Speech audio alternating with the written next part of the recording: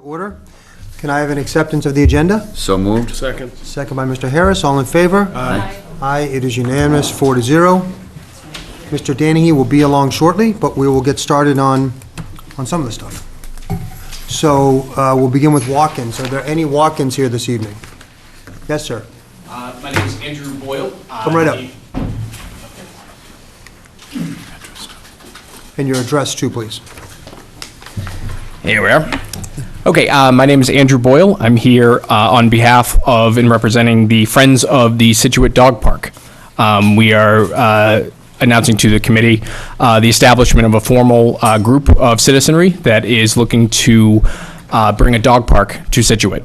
We're committed to building a broad consensus to bring a low to no cost park to the town that will be a net benefit to both the community at large as well as the Chamber of Commerce and the other businesses in town.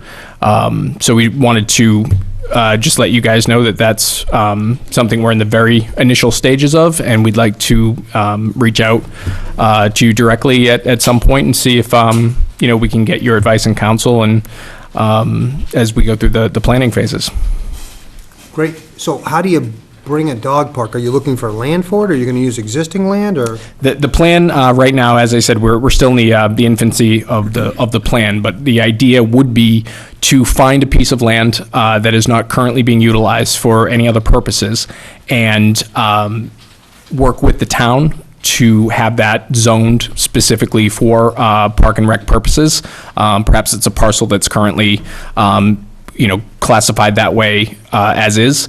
Hopefully it will be something, as I said, will bring a value, a net added value to that space that's not otherwise being utilized for anything else. And you're aware of all the land in the West End that we bought that has all the walking trails and stuff in it? We are. You want it designated solely for dog walking, or?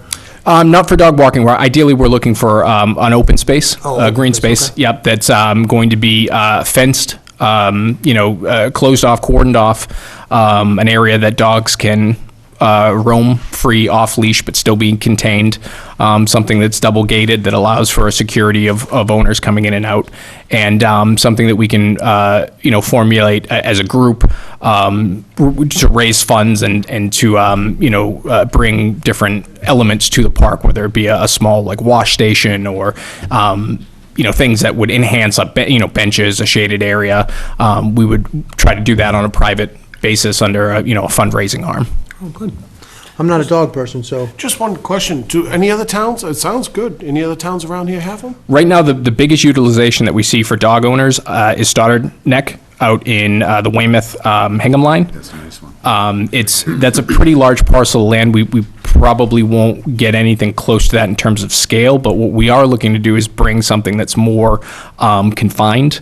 That's right now that's surrounded on three sides by water. It's not really, they've got sort of a zigzag gate at the front, but it's sort of a free-for-all. We'd like to bring something a little bit more organized, a little bit more aesthetically pleasing. That, as I said, would be a draw to the residents of the town, potential residents of the town, something that people can really look at and say, this is something that gives us a competitive advantage over towns like, maybe Norwell or Cohasset. More? Yeah, I think long overdue. It's great. Thank you for convening your group and taking it on, because it's a great, it's a great objective. I have a dog and not a lot of places to walk her. Yeah.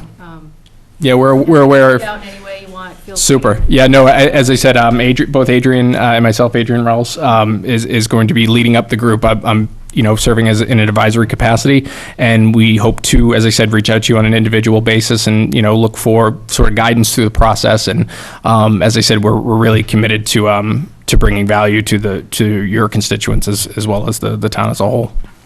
Marty, do you have anything? No? Do you live in town? I do. You do? He's my neighbor. Oh, If I could just interject. just give me your name and address would be great. Certainly. Adrian Rolls, my physical address, 14 Foam Road. Okay.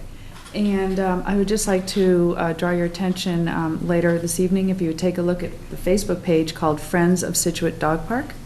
And there's a little video on there of a dog park that I'm very familiar with down in Florida. We'd like to recreate something similar to that, but smaller. very clean, it's very efficient, it's very self-governed. And so it will give you a visual. You'll also see we have over 300 people that have liked our page in about a month, and this is just by word of mouth.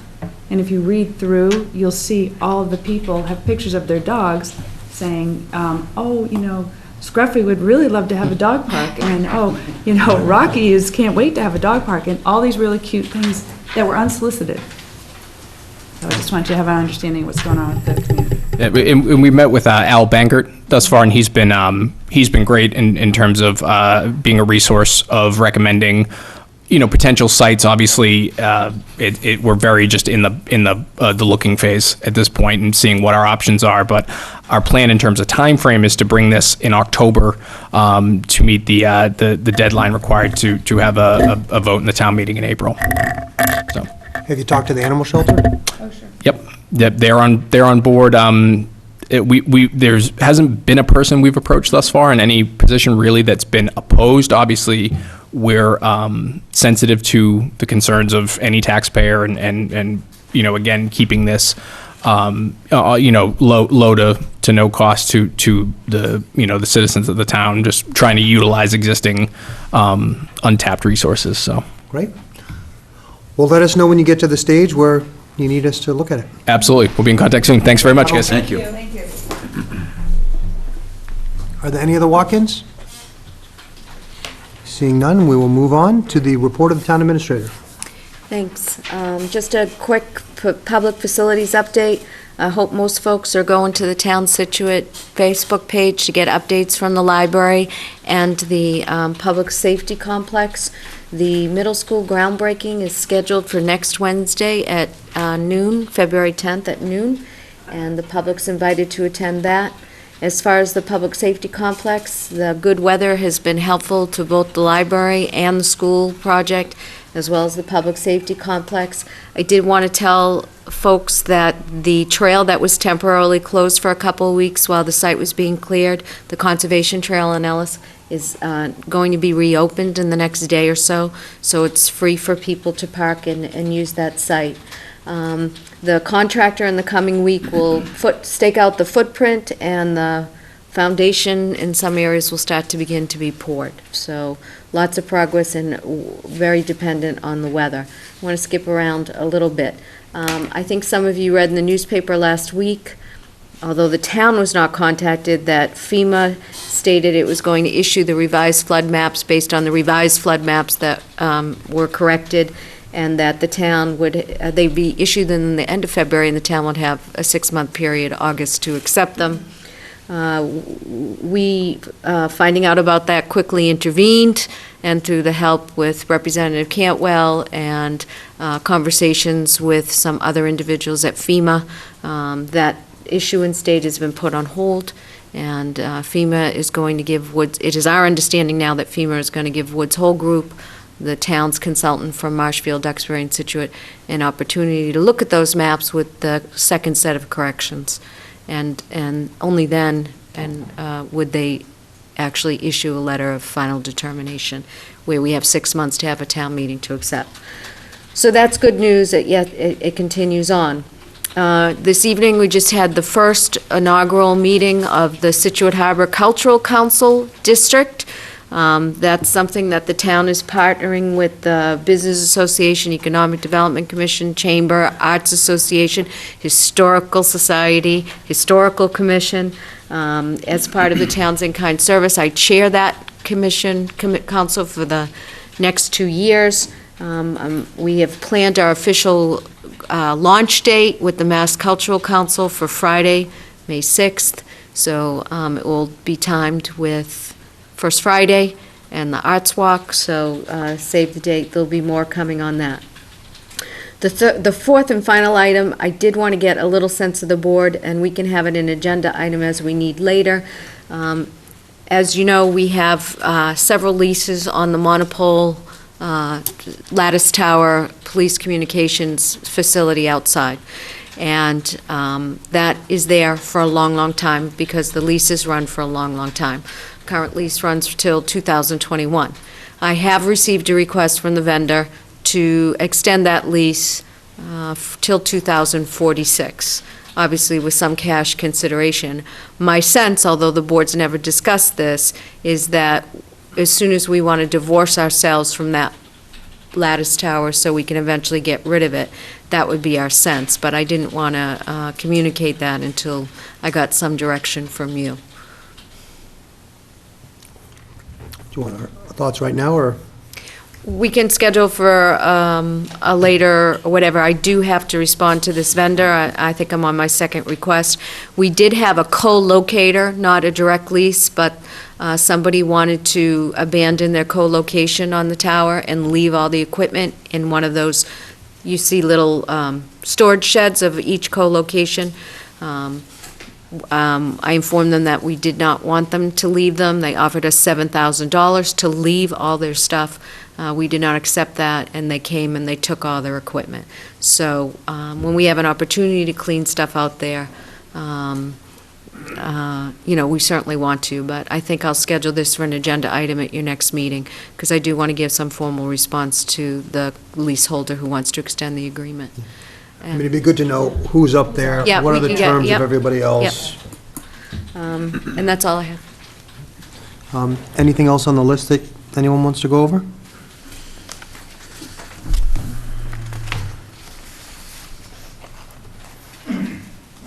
Okay, so the upcoming events, I guess we can talk about them now as well as at the end of the meeting. So this Saturday at 11 or 11:30, the Winterfest is occurring at the Widow's Walk. Widow's Walk Golf Course, so hopefully we'll get a little bit of cold weather before then, although it doesn't look like it.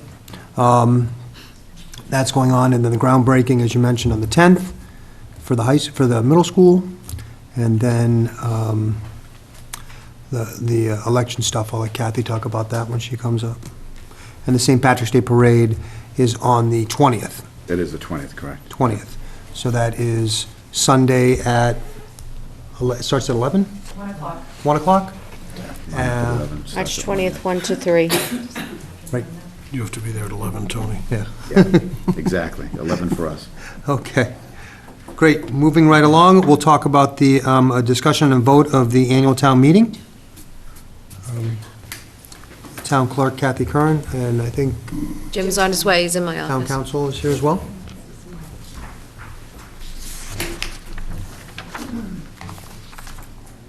Did you get the email from John McCarthy? Okay. Lorraine, they have it, right? Yes. Okay. It's in the book. You got it? Yeah, so obviously, just to recap, there's been some changes going on. We talked about at our last meeting. We did. Put a couple proposals together, or options together, and you're And so, coming back to us. Hey, Jim? Hey, Jim?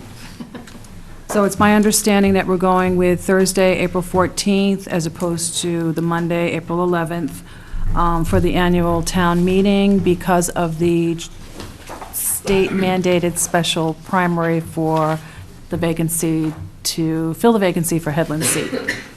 Right. So that doesn't change, I spoke to Jim earlier, that doesn't change the date by bylaw for our town election. The election will still be scheduled for May 21st, 2016. It's a Saturday, and poll hours will be determined, and nomination papers will be available to anyone next week, anyone interested in running on the ballot. Great. So when's the election for Headland seat? The special primary for Headland seat is April 12th. It's a Tuesday. And later on your agenda, you'll see the poll hours, state standard poll hours are 7 to 8 p.m., which need to be set by, as a formality.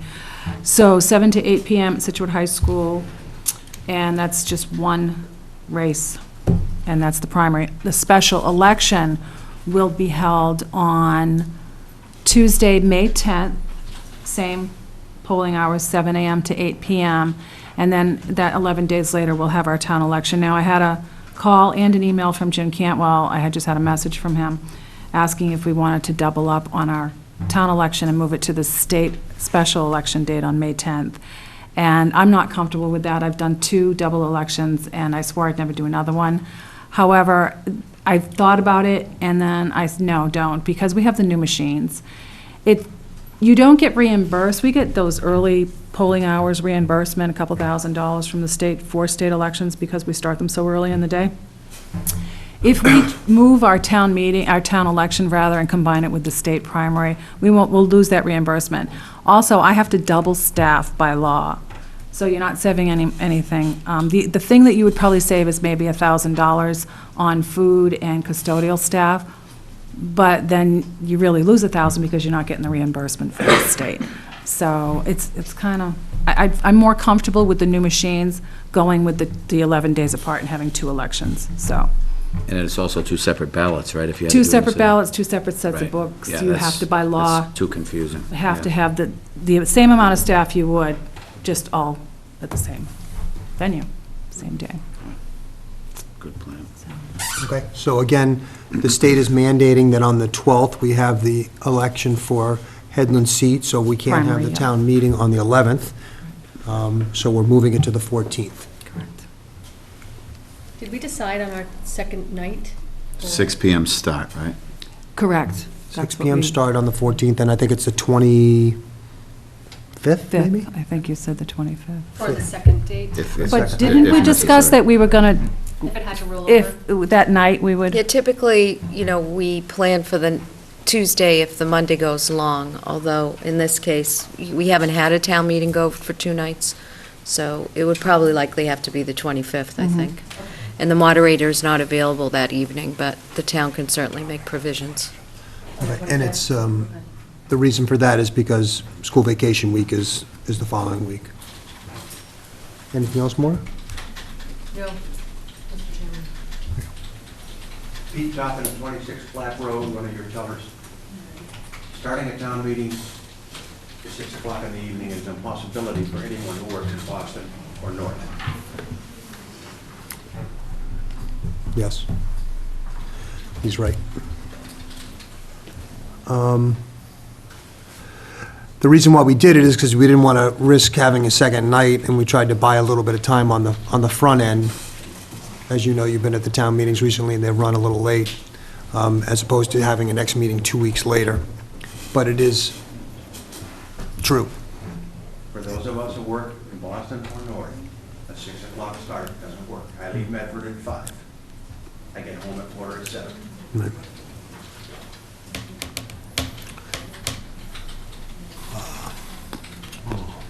Sounded good. Thinking out. Nah, well, So we consulted the moderator, and he raised a concern. He said he was okay, but did say it would be harder for some people returning home that evening. well, also for just voters to attend as well, not just people that are working it. Do we have to decide that right now, the time? The board already voted it, and it's already been publicized. We can't change it? Yes, you'd have to rescind your vote, and we'd have to send out a notification to do that. Okay. It's think entirely at about your it. discretion. Let's, Right. anyone want to talk about it? I mean, it's, It's a valid concern, yeah, you know? there's no way unless you leave at 4 that you're going to get through Boston. How many articles what are the chances of going 2 nights? We have 23 articles right now. And we've done 31, 33 in the past. It depends on the type of articles that they are. I mean, it's hard for us to judge. We do have a couple that will take some time. I think, though, in setting the 6 o'clock time frame, the board certainly wants to avoid going to the last 2 town meeting times where we were there past 1 AM. And Yeah. that would mean if we wanted to cut at a time certain and still start at 7, then you really should pick a second meeting night. So the flip side, can I jump in? Yeah. Flip side to that, Peter, I mean, so you start at 7, would you want to be there till 2 in the morning and then have to go to Medford the next morning? If you will remember, I went to we continued business the last time until they ran out of water. I will never do that again.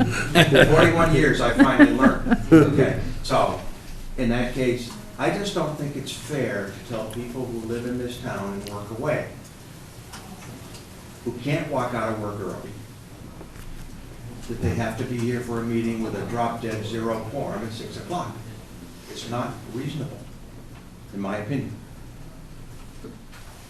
That's a good point. What about 6:30? Same situation, you think? It's the same. I mean, it's a little bit better. Yeah, it's a little bit better, but the problem is, like, I could have been chair on any number of committees for years, because if I was gonna take chair, I would start those meetings at 7:30 or 8, and people who work locally don't wanna wait that long. But the It won't reality affect my is election, right? Because that you don't leave Medford or Malden or even Boston on a night like tonight and get home in an hour and a half or 2 hours. Right. It just Yeah, I doesn't got it. happen. Chief? Mike Stewart, 5 Oakcrest Road. I think, the board has to balance that against some of the needs of the seniors in town. I think, some of the seniors attending these meetings past 11 o'clock at night puts a severe hardship on them. It's a good point. Another good point. Okay, well, we can't vote it tonight anyways, can we, Trish? It's not a Yes, you motion. can. Oh, we can? Because we had the discuss Because we vote. have vote. Yep, so you'd rescind the I'll tell you what, we're prior. not going to vote it right now. Let's wait for John to get here, and he can weigh in on that as well. There's no right answer. There's no good answer. It's, the intention was to get it done on one night so we don't go as late, but you're 100% right. I commuted from Woburn for long years and can't do it. So, Let me ask a question to Kathy. Does it impact any of your workers who come to... whether it's 6 or 7?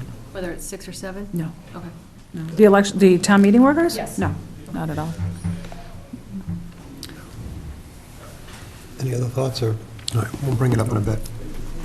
Okay, do you need us just to vote? Do you have anything else?Im, did you have anything to add? Want to do No? the polling hours, Kath? The polling hours for the March 1st state primary and location. So do we want to talk about, so are we all set with the not doing the joint election, I guess is the... Yeah. No one I'm all has? set with that. Yeah. I am. I think at some point, if we could see an analysis, because I know many towns do combine just for voter turnout. And I think, the election laws require us to have a lot more doubling up. But it would be nice, I think, at some point to see the cost-benefit analysis. Yeah, I did that for the, we had a special town on a state primary. Was it Well, when I ran... when you ran? Yeah. One race. Yeah, and that was one race, and would be reversed. We have a big ballot this year for the town election as well. I would do it, but I'm so concerned about these new machines and the new ballots, and this will be our, we have 4 elections by Memorial Day. So it's a lot. Everything's new, and with construction at the high school and everything, yes, it would be nice to get it into one day, but I just as soon keep the busy town election this year with a larger ballot on the Saturday that it was. But Tricia's right. But I would do Headland- I mean- another cost analysis and just do the pros I and mean, cons. the reason why I think it's more doable is because there's only one race on the other ballot. It is, but don't forget, you have 2 separate ballots and 2 separate sets of workers and separate sets of books and new machines and tallying write-ins at the end of the night. And we get a lot of those for the town election, so,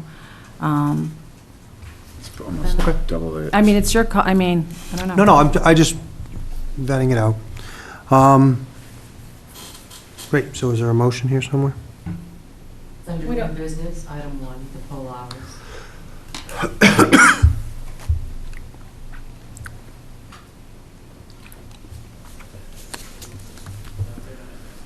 Under new business.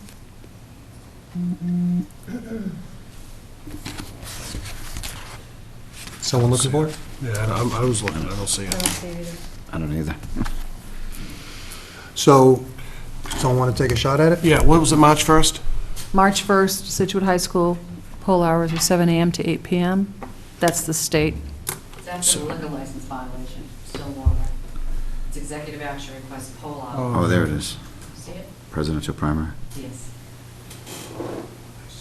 You want me to do it? Yep. Sure. Motion is set poll hours for the presidential primary to be held on Tuesday, March 1st, 2016, at the Scituate High School Gymnasium, located at 606 Chief Justice Cushing Highway. State election poll hours are 7 a.m. to 8 o'clock p.m. Second. Second by Mr. Harris. Further discussion? Seeing none, all in favor? Aye. Aye, it is unanimous. Thank you. Great, thank you. Thanks for coming in, Jim. Be down the hall. That was a tough one. For anything? Stephen, will discussion vote on the waterways user maintenance fee.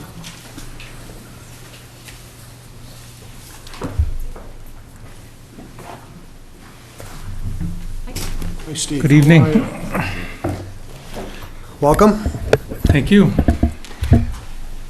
Just introduce yourself for those that don't boat in this town. Stephen Moan, Scituate Harbor Master. And you are here before us to go over a waterways user maintenance fee. Correct.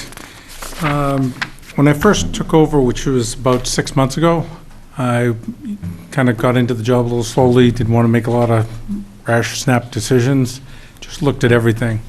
There was a lot of questions at some of the waterways meetings regarding fee structures for slips, for moorings.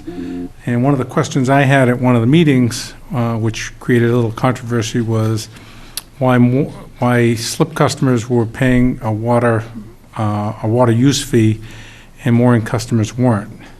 And this created quite an uproar with some of the waterways committee members that were that actually enacted it back in 2005. And they explained to me that it was supposed to be across the board to everyone on the water was supposed to pay it. It was also a little, when I first started, there was a little confusion. It's called a water use fee, and I thought it was to use fresh water, and it was actually a waterways user fee. So one of my suggestions was we change it to a waterways user fee instead of a water use fee, or change it to a waterways user maintenance fee. So it really clears it up as to what it's going towards, so that if you did have a boat and you were paying it, you didn't mind as much. It wasn't, you didn't think it was going into the general fund to fix potholes. Right. We looked into the past history of it, and we found some, after a lot of research from former members of the Waterways Commission, we found the old minutes from Waterways meeting in 2005 and the Selectmen's meeting in 2005 when it was enacted. And then I spoke to Mark Patterson, the former harbor master, to get his take on what it was and why it was done the way it was done. And there was a little bit of a disconnect. Not saying anybody did anything right or anything wrong. I think it was just how it was interpreted. So I'd like to clear that interpretation up and make it more fair and equitable to everyone that uses the waterways. Also to create a little bit of revenue, much needed for the waterways, for the enterprise fund. If you look at the Mariner, I printed off a few pages, and on the second page, it says that it's the second page, second column, second paragraph. It says the user fee not to be confused with the mooring fee. So it was pretty clear from Chairman Rick Murray what it was for. Because there was a mooring fee at that point, and then there was a water use fee. The mooring fee, I believe, was $6 a foot, and the water use fee was $6 a foot for non-residents, $5 a foot for residents.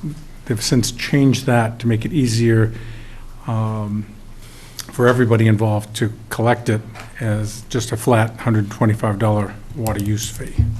And that's for anyone that was, it was supposed to be for everybody, but again, it just went to the slip customers.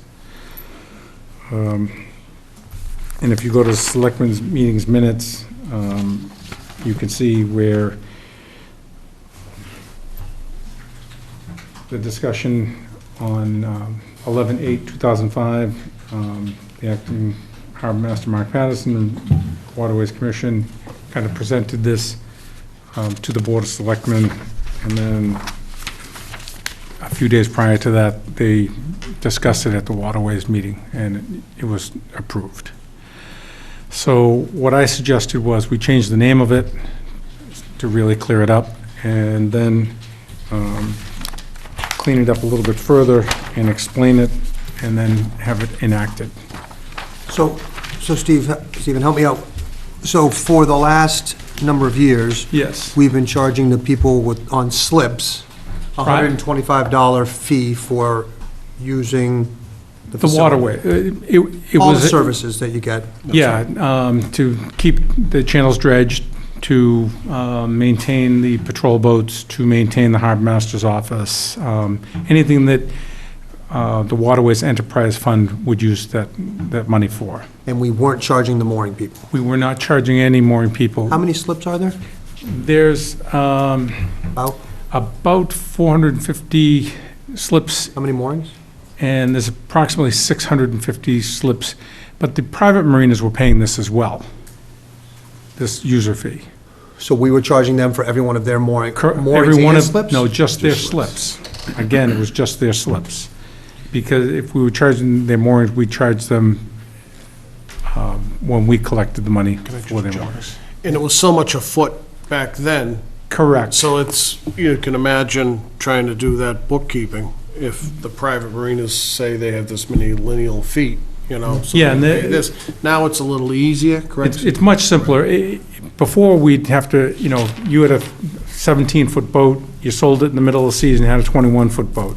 Do we chase you for the 5 feet, or do we let it go till the next year, and then we have to figure out, did you sell a boat over the winter? So that's why they went to the flat fee of the So this isn't 125. in addition? Where are the minutes? Do you have the We minutes? don't have the minutes that I could see. Mr. Chairman, may I ask a question? You may. Stephen, is this in addition to the per-foot charge? Yes. Yeah. I thought, So you pay $100 a foot for a slip if you live in town, minutes? $140 a slip if you live out of town. And then the 125 on top of that, correct? Okay, Correct. Okay. And then it was just That's a what I thought. Just wanted to make sure. 125 flat fee. got it. And I believe I have the Waterways Commission minutes as well. And I remember talking about it, voting it, and then like Steve said, it just, I mean, it makes sense to me. didn't for it to really create parity. happen. Exactly. The Waterways Commission minutes. So for some people, it's nothing new. No, for the slip customers, it's nothing new. They're used to it. It's just going to be a change in what it's called. And for the mooring customers, it would just be an additional fee, and we would not be, changing anything other than just that. I should know the answer to this, but if you don't, maybe Nancy does. Can that money be held in a separate account? Just a receipt of the Waterways Enterprise. You do that for things like if you future dredging projects and stuff like that. So it might, are you saying it's not, or can it not be, Nancy? You couldn't save it aside Oh, you in a separate couldn't. account, but you Okay. could create a Waterways Capital Stabilization Fund like we have in sewer and water and put it in something like that. Yeah, it's not worth it. I just thought if you could put it in a different bucket, and just use it if you needed it, but at least you'd have an accounting. for it. Yeah. Trace it. The moorings that we have is between 600 and 700 would be affected because it's based on the boat length, and I believe it was 15, either 14 or 15 feet or above. So if you had a 13-foot Boston whaler out there, you wouldn't be charged the Waterways user fee, but if it was a 15-foot Boston whaler, you would. And it's just the way it was originally set up. Oh, so some were. So if you had a small dinghy, you're not going to pay the user fee for the small dinghy, but you would for the larger boat. And so it's between 600 and 650 moorings that would be affected, and it would come out to between $75,000 and $80,000 per year in addition that we'd be collecting. With all the dredging projects and everything else that, is needed. So we've been missing that money for a few years, huh? Yeah, it probably totals out to almost $1 million. So these minutes deal more with the collection. No, if you read a little, they talked about enacting it as well. Right, but it doesn't really talk between, like, I can see, I'm not a boater, so, but I can see how someone on a slip thinks they're getting more amenities than someone out on a mooring. Yep. And that they would think that the user fee is for water, maintaining the docks, the electricity and stuff that you have there. I'm sure, anyone boat here? You know, I can see how you would think that that may cover that and that a mooring wouldn't be under that. Right. And I'm just looking to find something that it says that it's both. I think in the waterways minutes, it actually says that it actually specifies the word mooring in there.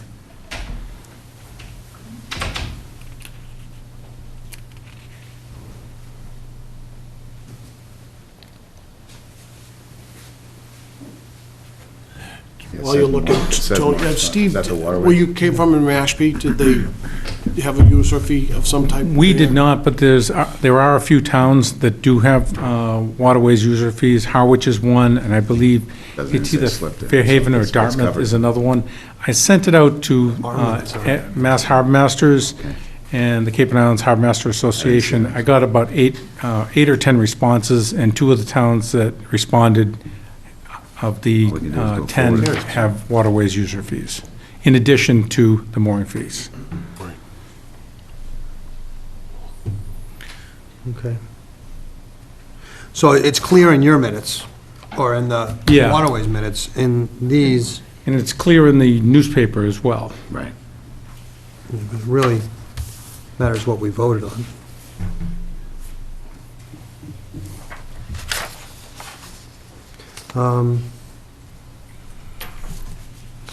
Or we're not retroactively charging. No. No. We can just vote tonight. No, we're just looking to start, if we're gonna do this, we're gonna start this charge moving forward before we send out the mooring fees and put, an explanation in there. So, I mean, it makes sense. It makes sense that it's fair to everybody. It's just, you gotta think of the amenities that one group of people gets over what the other people get. They pay a lot different though, Tony. They, You can't step off your boat on a mooring and walk up the ramp, but you're paying $6 a foot. You go to one of the marinas, privately or public, you're paying $100 a foot. and if it's a Is private, is a mooring rate cheaper than a slip rate? oh, yeah, absolutely, it's $6 a Crazy, foot yeah. Versus for a 100. mooring versus $100 or $140 or $190 if you're in it's $190 a foot in the private marinas, or in some of them. So it's apples and oranges, but you're right, I could see why you'd raise the thought if you didn't know. There's a big difference. For sure. Peter? Pete Toppin, 26 Clap Road, speaking as the Vice Chair of the Waterways Commission. Waterways Commission took a look at this at our last meeting, made a recommendation that we apply the 125 universally, whether it be moorings or slips, billing it this year. And we subsequently met when the advisory committee looked at this issue last week, maybe it was 2 weeks ago. We were there and voiced our support that this be applied universally to moorings and slips in Scituate water.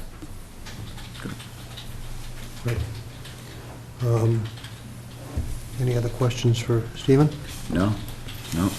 So let's just talk about the timing of it now. So billing it this year, when do the bills typically go? What's the year? March 1st is when we'd probably It's send March. out the bills, yes. And it would go is that when the typical mooring, like when is your mooring up? The mooring fees typically, I believe in the past, have gone out March 1st. Okay, so it ties, Correct. okay. If I might just address, we're talking what the dollars are. Your receipts for the marina user fee, which was your waterway, okay? In fiscal year 2016 fiscal budget is $74,000, and that was coming from marinas. If you take 600 moorings, which is a number we've been talking about, at $125 each, you're talking an additional $75,000 worth of income to the enterprise fund over this next summer. Yeah, I mean, You said. we're trying to figure out whether it's right, not, I mean, we Fairness of it. could double it and make it 150 if you want, you know, so the numbers are the numbers, but, and it seems like it is. I'm not against it. You know, it seems like it was misinterpreted way back when. Yeah, I'm not blaming anybody for their interpretation, not here to point fingers or anything else. It was just a question I had, and it was answered at one of the waterways meetings with, So, I mean, if you have a Little boat at a excitement. slip, you have a boat at a mooring, obviously, like, take the boat at the slip, they pay up to upwards of $200 a foot. The boat at the mooring's paying a lot less, but the idea of using all the other, having the protection of the harbor master's office, all that, it's all equal. So my feeling is that it should be the same for all. That'd be my, Any other discussion? Anyone make a motion? I was looking for a motion. Do we need to change the name of it as well, Lorraine? Because there's no motion here, we can, Is it called the Waterways User Maintenance Fee? There's an executive action request waterways user fee Okay, I'd li- after BOS upcoming meetings and events on the tablet. oh. really? Okay. I don't know why we're having so much. Okay. You see it, Maura? Mm-hmm. And there's a motion there. Okay, I just want to read it first, make sure.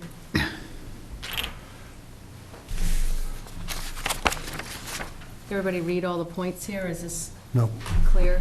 So it's up at the top, Tony, it's the third item down on Oh, your, there it is. on your agenda. I mean, on your little thing on the left, whatever that is. Okay, it was, So to private marinas, moorings, 10A, which are floats. What, Correct. is a 10A, a float? a 10A float could be a lobster car, it could be a float where you tie your boat up to, it could be a swim platform where, you know, it's a mooring, a 10A is a mooring, it's You just a see different those in type. the North and South River more. Oh, I know what you mean, yep. yeah, the motion agrees with the request that I was just looking at from the waterway, so they're exactly the same. I did add the word maintenance fee into the waterways user fee, just so it really clears it up. So it's not use of water. So Right, that's so where people truly confusion comes in. understand that it's to maintain the waterways. It's to Dredging, whatever it everything, is. everything. Whether it's aids to navigation. Right. And there was some talk about having it called the harbor water user fee. And I was like, well, you have the rivers, and you don't want to, get into that whole mess over there, so. So so it says private marinas, I get that. Yep. Is the public one covered under the 10A moorings? What is? The public ones, we're already collecting it. But shouldn't we just Should include probably- it in this yeah, motion sure. as well? For Because everything. it You should, says- On the next bullet, it says to each mooring permit holder. But what about, are there any Including 10A. public slips? What about the slips? They're already being billed. I know, but I think we should just make it consistent. So I'll Say say, public and to private. public and private, slip it, Slips and moorings? yeah. And what's 10A? Is that, That's 10A is the just a mooring. type of mooring. okay. Yep. Okay, Mark? Okay. Yeah, I would make that change too. Motion to approve the assessment of the $125 waterways user maintenance fee for private and public marinas for each slip and mooring. B, to each mooring permit holder, including 10A moorings. And C, to 10A moorings, marinas, and permit holders on a float capacity basis to be determined by the harbor master. Second. Second by Mr. O'Toole. Further discussion? Seeing none, all in favor? Aye. Aye, it is unanimous, 4-0. Great, Very good. Thank you very much for your time. thank you. Thanks, Steve. Good night. Peter. I'm staying for a little bit. Thanks for catching that, Steve. See you later. Okay, it is 7:45 now, and we can have a public hearing on liquor license violations. Chief Stewart and Gary? Okay. Sergeant O'Brien, if you want to come up and... Evening. How are you tonight? Who's first on that? It is Village Market.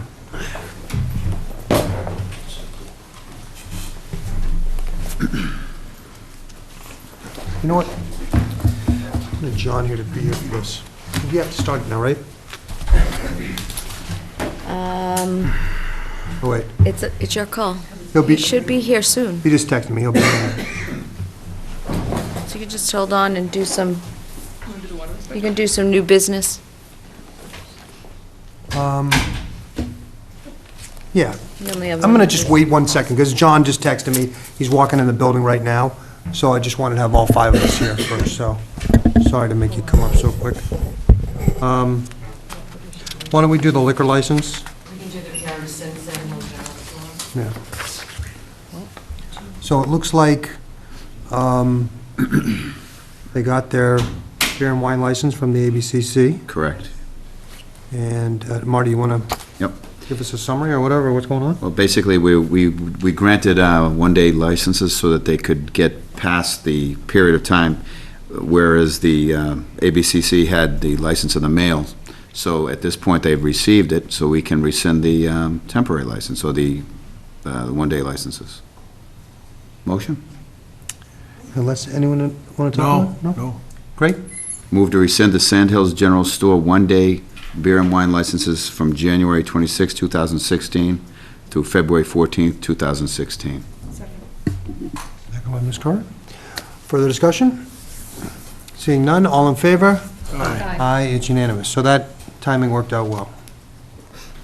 They were the one that we swapped the Worked out license beautifully, for and went from there. Why don't we did the poll hours already? We already You did do those. correspondence? Yeah, we can talk. Did you want to talk about that at all, Sean? No, I thought you covered it okay. Yeah, why don't we do there were a couple, there was one from the town of Norwell. About Lyme disease. Yeah. Did you, Do you want me to do it? yeah, that'd be great. Sure. So we have a letter from Allison DeMong, who's the Norwell Board of Selectmen chairperson, I think. She wasn't chairperson, maybe she's just a member today. But they're asking for partnership from Scituate to join them in a regional educational and outreach program that is offered by the University of Rhode Island to address the tick epidemic that we all experience here in the South Shore area and New England. It's called Tick Smart Towns America. And there's going to be an event held on Monday, February 29th at 7 p.m. at the Norwell High School Little Theater. It's a 1-hour presentation that's open to the public, and residents are invited to attend. It'll also include small breakouts of municipal leaders, if any of us want to attend, to talk about addressing the issue from a public health aspect. So we're just encouraged to reach out to Allison if we want to participate. So we have, Jennifer Keefe has been in touch with her, and I believe we will be participating. Okay, good. I think it's great. I mean, there was a lot of instances of Lyme disease over the last couple of years that people are getting, and they don't know, they can't identify, you know, the tick, or whether it's bad or not bad, or what to do or what not to do. Very hard to diagnose. We also had a PSA running on our cable. I'll ask Jennifer to run again when spring comes to do it as well, because you're absolutely right. Residents have come in to the Board of Health meetings and talked about that very thing, and, you know, it's, what can they do? And some of the ideas aren't so popular, but the deer population has a lot to do with it. So, And that'll kind of spread into the mosquito stuff that we deal with in the fall also, usually with, Right. before the first frost comes, and the viruses we got to deal with there. This thing too, though, ticks are out year-round, so that people don't really realize that. It's a really, really cold winter, but even now, make sure your dogs have all their tick medicine and whatnot. Great. what's the fee? Doesn't say, does it? It says a small fee, is it just, Yeah, Jennifer was contacting them to find out. yeah, an annual There were a fee? few other towns that were going to get involved, I think, right? Pembroke and... Right, to do more, just, I mean, this educational thing was one piece, and then they're also, the second piece of it was asking Collaborative. to form more of a regional task force, because there's no boundaries for things like this. Right. So that's really what Jennifer's focusing on. Before we go on to this, and we'll go right away, because there's a formality to it that, and John can get you in after that. I want to ask you, or Chief, what are we doing for the traffic that's kind of building up, you know, with the high school going on here? I see the principal out there and other people out there kind of directing traffic. Do we have a regular person that goes out to help them with that stuff, or how do we do that?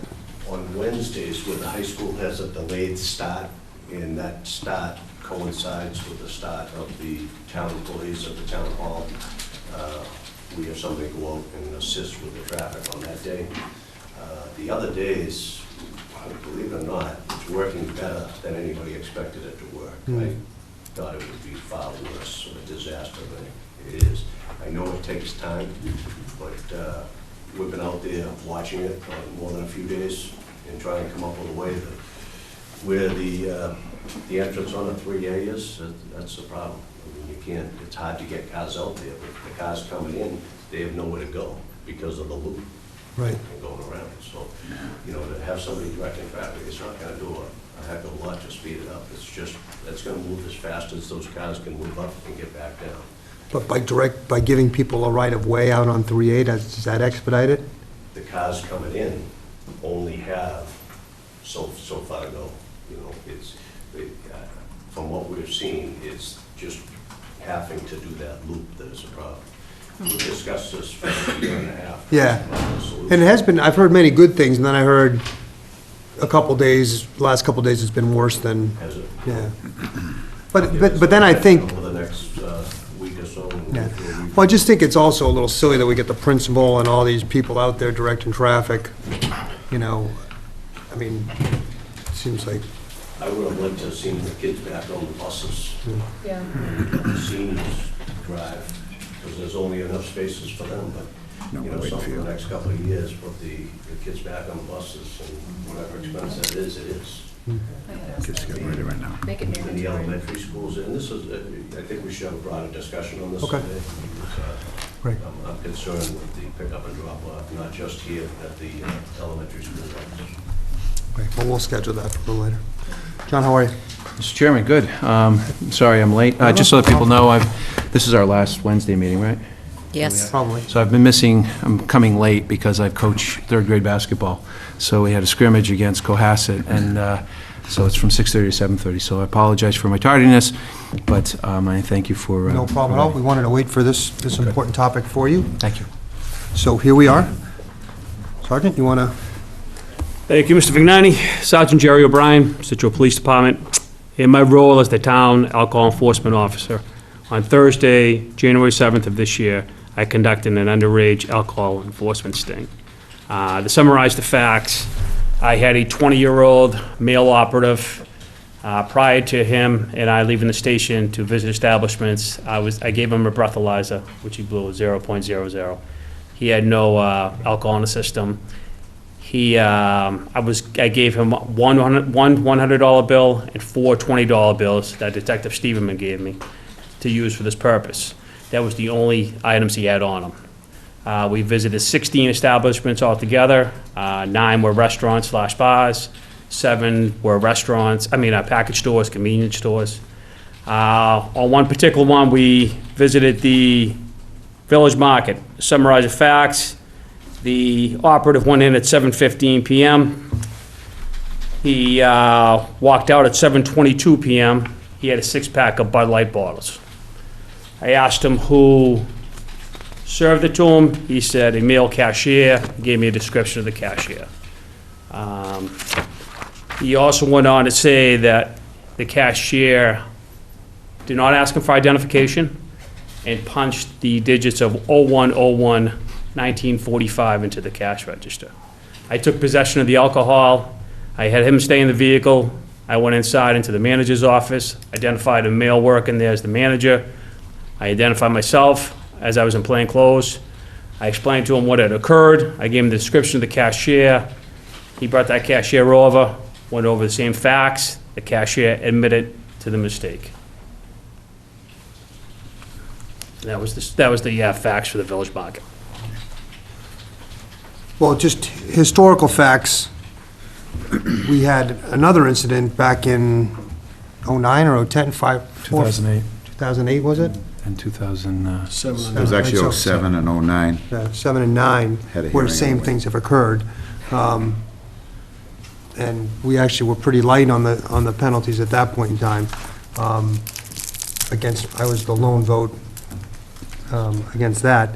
But it's disturbing that we're trying to make these efforts to keep kids, alcohol out of their hands, and then things like this happen. And your store's a difficult spot because you're a grocery store that sells liquor, right? But you're hiring people that are grocery store clerks.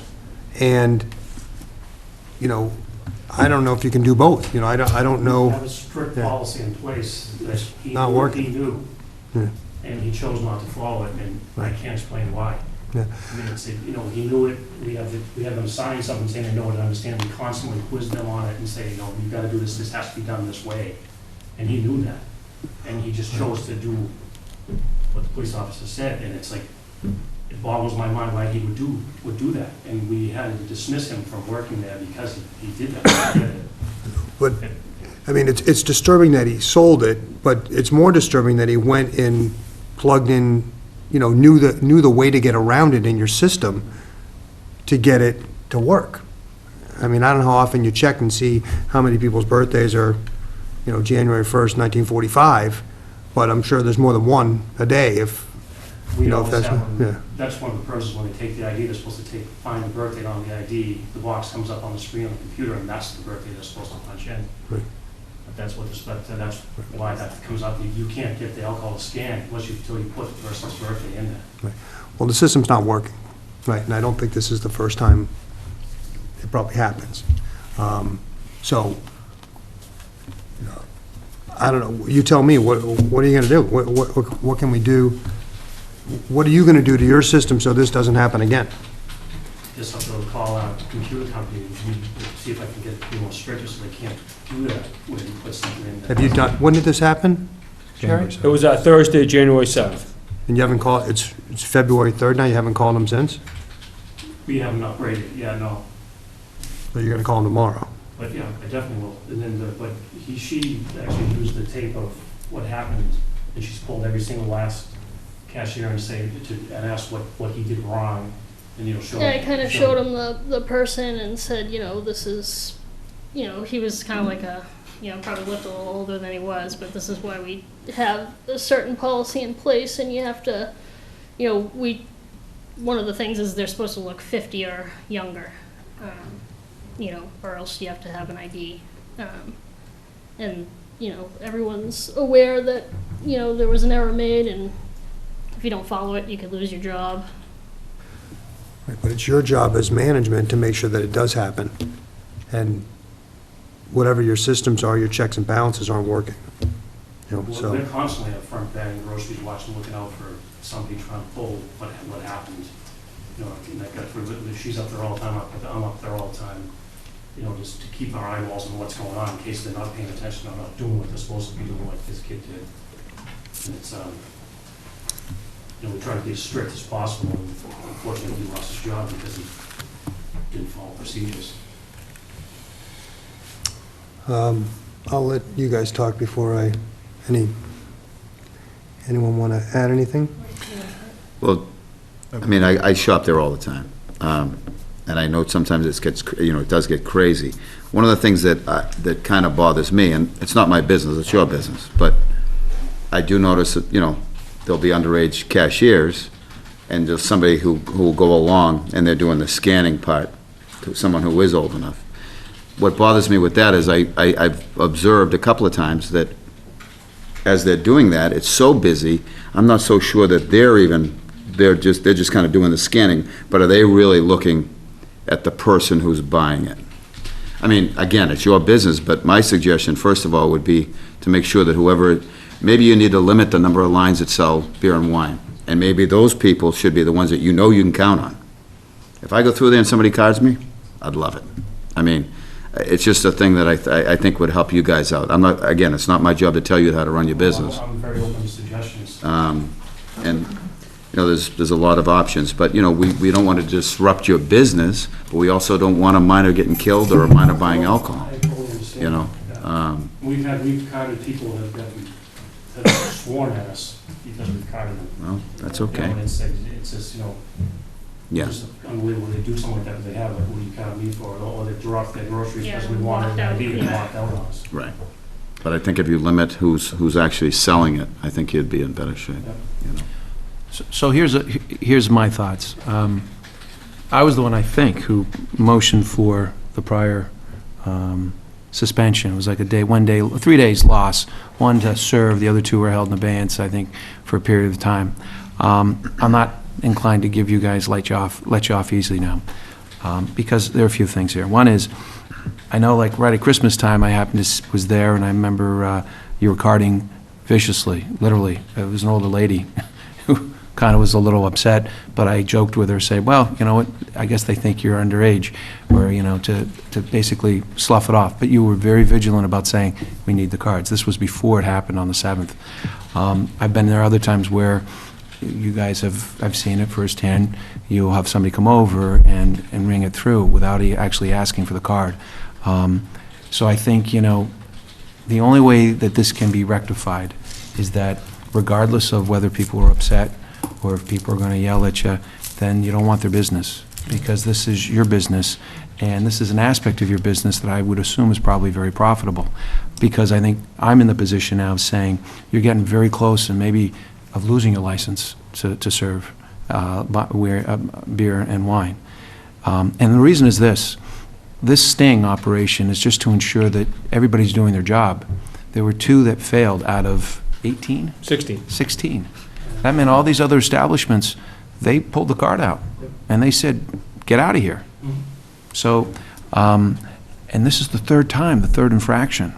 And I would think that, you know, you would be much more diligent about going about that. So I don't have any observations as far as like what you can do. I mean, there are a few things you could do, but I think that's something you have to figure out. My feeling is that you're going to serve a penalty on this, though, and it's going to hit you in the wallet, and it should, because that's our way of incentivizing you to figure it out, because if you don't, then you're going to lose business as a result of the beer and wine. And that's unfortunate, because that's not our point here. We're not trying to have businesses suffer. God only knows that, you know, we want to have storefronts filled, but we have an obligation to the public. And the scary part here is how many times has it happened before? I think that's a really interesting observation. I don't know why he put in January 1st, 1945, because that's, if you'd be 61 maybe.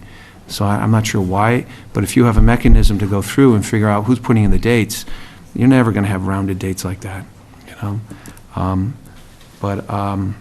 So my feeling is, you know, you're going to serve a penalty, a significant penalty. But you got to figure it out, because my position is the next time, I'm happy to pull it, and then you lose it. So that's how I'm looking at it. Sean? Yeah, as most of you know, we're all pro-business, but being a businessman in Scituate. But, you know, this is easy for you guys. I think it's difficult for a bartender. Someone walks in, they're busy, and it's dark. Tony goes up and buys me a beer or a drink or something like that. That's a much harder job. This is, your lights are bright. There's really no excuse for this to happen. And like John said, your 3rd time, you know, you came before the board to ask for beer and wine. You know, you survived without it. You'll survive without it again. You know, like John said, we don't want to put anyone out of business. But like Marty said, we don't want to be sitting up here and having someone, you know, have an accident. How many kids did get through and buying beer there? You know, I don't know if there's that much profit in it. I'm not happy at all that you're here, you know. I went to Sand Hills when they first were getting their beer and wine license, a seasonal one. And he showed me, I gave him my license, and he showed me, you know, I handed it to him, and boom, it was on a computer screen bigger than Lorraine's. And it, you know, if you guys really want to be in this business, you should have bought that type of system before now. Maybe you don't really want to be in the beer and wine business, but if it were me, I would have, before now, I would have had it in place, or said, here's a contract with this company, you know, if I'm able to keep my license, I'll have this in the store tomorrow. Maybe you really don't want it, you know. I'm just, you know. Sean, could I sit to that point? Yeah, all right, Because, you know, I'm done. No, because to your point, I actually went and met with them at Sand Hills, and the other thing that they have within that system is they can find out that the license has been rejected somewhere else. So if they had given a bogus license, it will pop up and say he was already down at such and such. Or, you know, Or it also says that if you've been buying a lot of beer and you keep buying, they can also say that maybe the person's potentially intoxicated. But and then it takes all the guesswork out of it Yeah. for your employees. I know you'd never, and and Jim himself, but and I get it. We all knew, especially me. I knew kids that was their first job, as working at Angelo's, and Mike knows what I'm talking about. But so. They might not know the ins and outs, but you as management and Jim as the owner should have made the investment before now and got if he really wanted to be in the business. And I remember sitting here talking to people who thought they wanted to be in the beer and wine business, and Joe saying, might not be as good as you think. It's not like you're gonna hit the lottery. You're not selling the top shelf liquor. Beer and wine is pretty tough. That's all I have right now. Thanks. Thank you. So I was appalled that this is a multiple offense. I wasn't privy to the previous offenses because I wasn't on the board. And I take underage drinking very seriously. I actually stood in the back of the room many years ago against Sand Hills, but he has taken such great steps to put in good systems because he understands the severity of the situation. I also don't understand why Mr. McGinnis isn't here.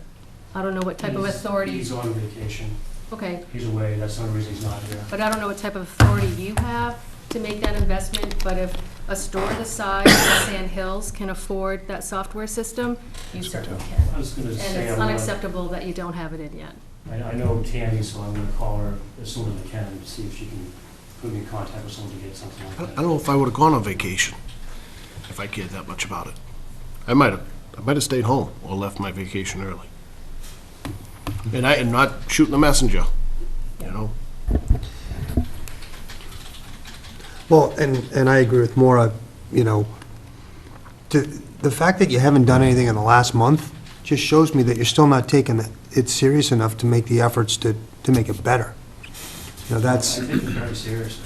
I know you're telling me that, but from January 7th to February 4th, you're doing the same thing that you did before the accident. If there's. We've just been all over them, Yeah, but they're. But tomorrow you're going to call a computer You're company? leaving it to their judgment. Well, we are on a list to be upgraded. I can call and try to push it. Well, what we need to hear is that you're changing your policies and that we feel comfortable that it's going to be more efficient than it is right now. And we all get it, right? We all have kids. We all know kids work there.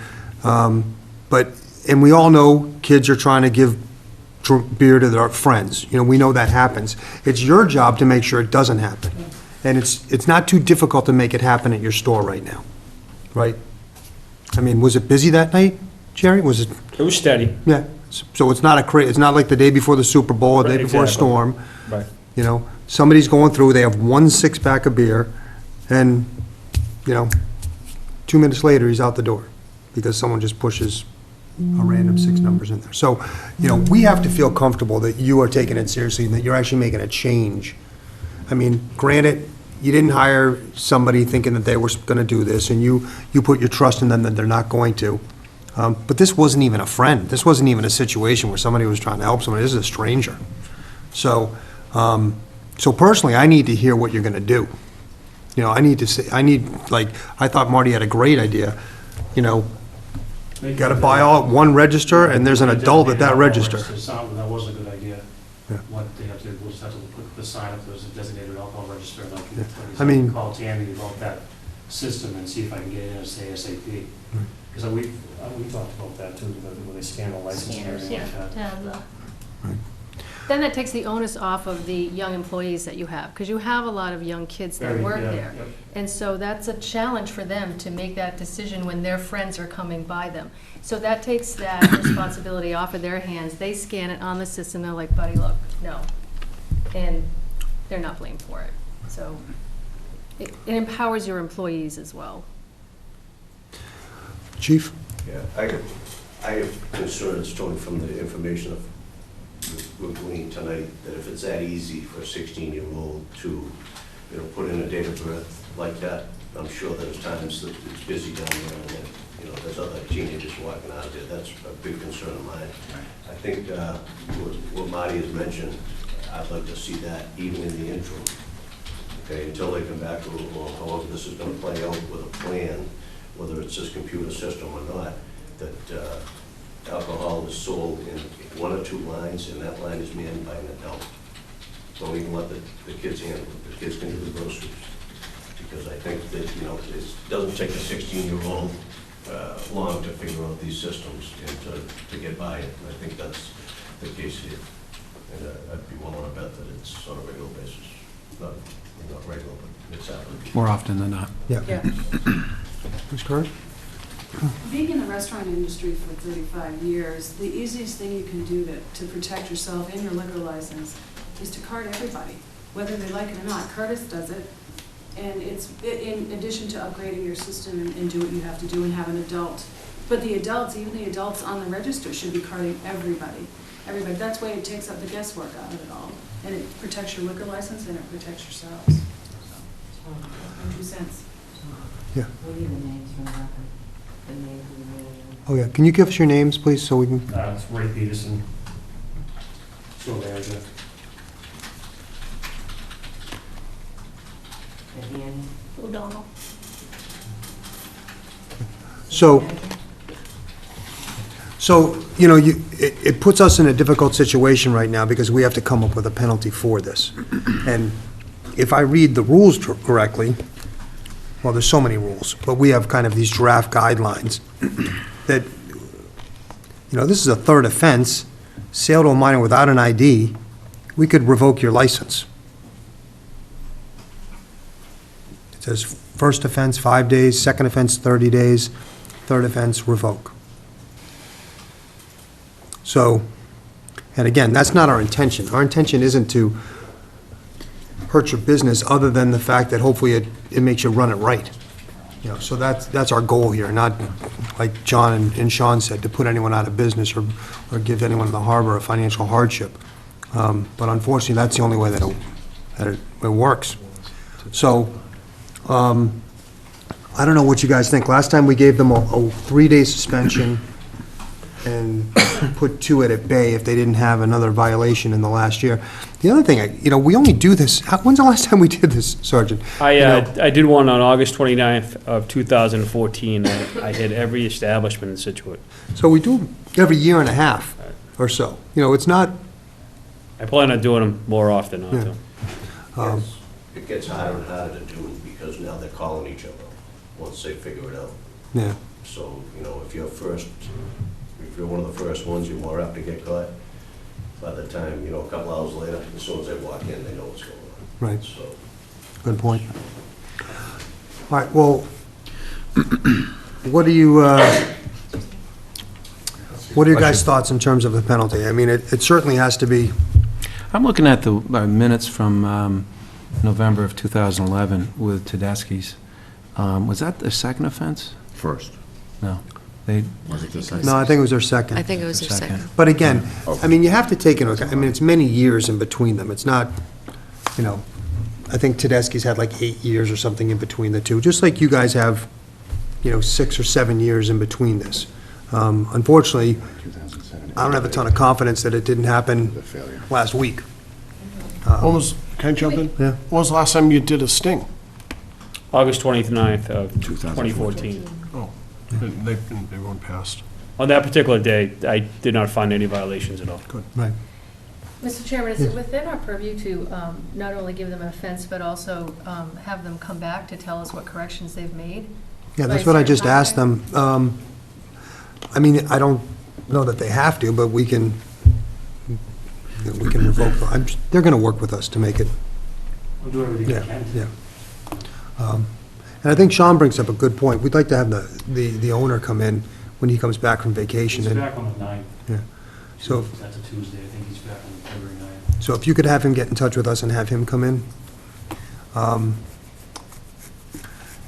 Want to start discussion on, I think, why don't we do this? I'm going to move, make a motion that the Board of Selectmen find that a liquor violation, license violation occurred on January 7th, 2016 at the Village Market, 71 Front Street, Scituate, Massachusetts. second by Mr. Harris. Further discussion? Seeing none, all in favor? Aye. Votes unanimous. So we've concluded from the discussion here that there was a violation. I don't think you're denying that there was a violation. So the second thing is this, the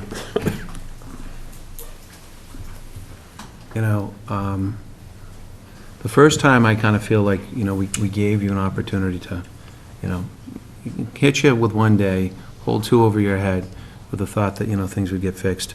But this is the third time it's escalating. And yeah, it was only 4 or 5 years ago that it happened, but I mean, I think you got to be vigilant about it even further. So I think a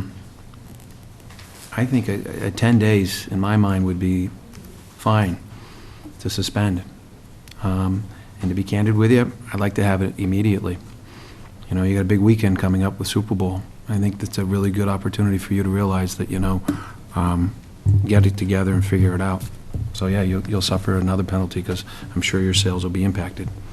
But that's my position.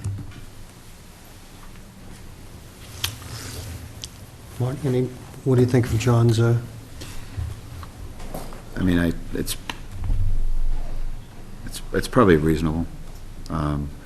It's unfortunate for them that it's, Super Bowl weekend, but I do believe that we need to see some things in place immediately, and this side of taking the license away, which, rather not see that done at this point, but I think I would go along with the 10 days. Yeah, I would too. Maureen, any thoughts?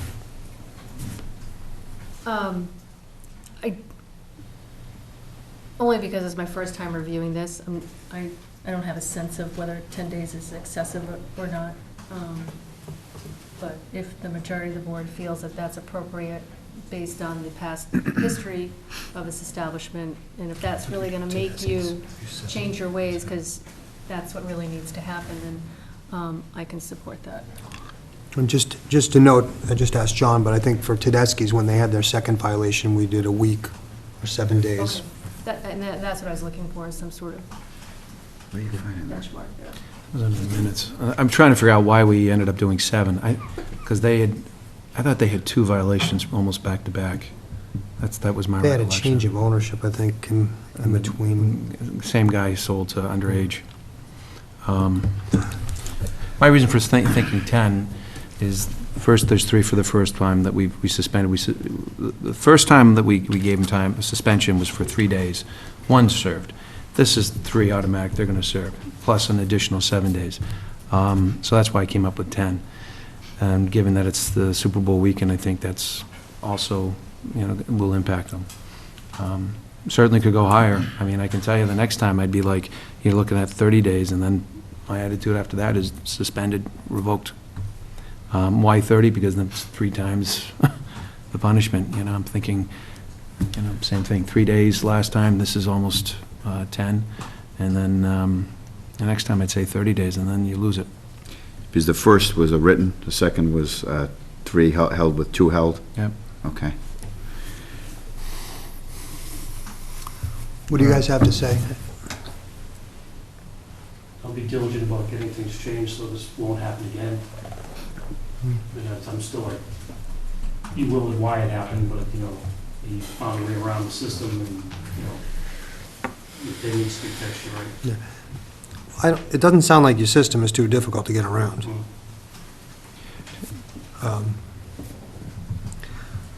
Any, Chief Sergeant, anything to add?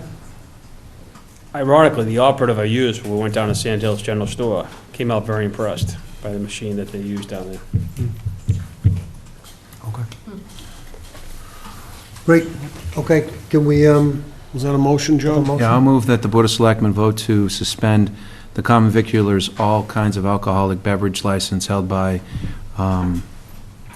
is it all kind? What do we know? It's retail one. Retail one on both. I guess I gotta go back to, I'm looking at one of the minutes. Hang on. Strike that. And we need the dates as well. I'll do that. Is there a proposed motion? Move the Board of Selectmen vote to suspend, or revoke and suspend the retail wine and malt beverage license held by Village Market, 71 Front Street, Scituate, Massachusetts, for a period of 10 days, starting, what is tomorrow? I just gave you the calendar. February 4th, 2016, To the 13th. to the 13th, February 3rd, Saturday, February 13th, 2016. Second. Further discussion? Seeing none, all in favor? Aye. Aye, it's unanimous. I would like to say, before that date, if you could please get the police chief over there to make sure whatever your system is going to be after this, that you agree that it's better than what they have now? Great. Thank you.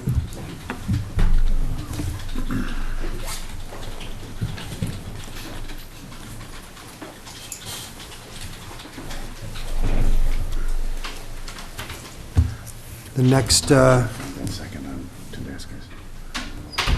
next is a liquor violation discussion on, Village Market, and, I'm sorry, I'm in the minutes. Executive action. Yeah. Stillwater's Wine and Gourmet Liquor. You want to come up?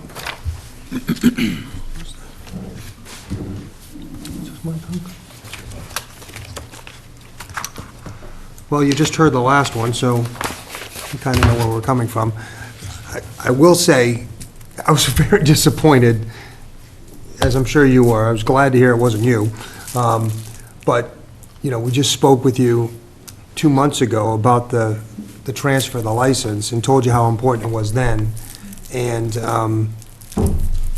you know, my first thought was, did we make a mistake? You know, and I'm sure you guys thought, you know, the same thing crossed your mind. You know, we take this very seriously. We know none of you owners are trying to do this, but if you can't get the systems in place to have it not happen, then you can't have a liquor license in this town. So, well, Jerry, you should probably start and go through. Earlier in the evening, using the same operative, same conditions, same amount of money I gave him. At 6:37 PM, I pulled up to the Stillwater's Wine and Gourmet. The operative walked out. He went into the store. At 6:40 PM, he came back out with a bottle of wine. I asked him what occurred. He said he walked in there. There was only one employee working. Matter of fact, he said she was the only person in the store. So I had him stay in the vehicle. I took possession of the wine. I went into the store. I identified myself, Scituate Police Department. I explained the facts to her. She admitted she did not ask for identification and that she served the wine to him. Sold the wine to him. I apologize.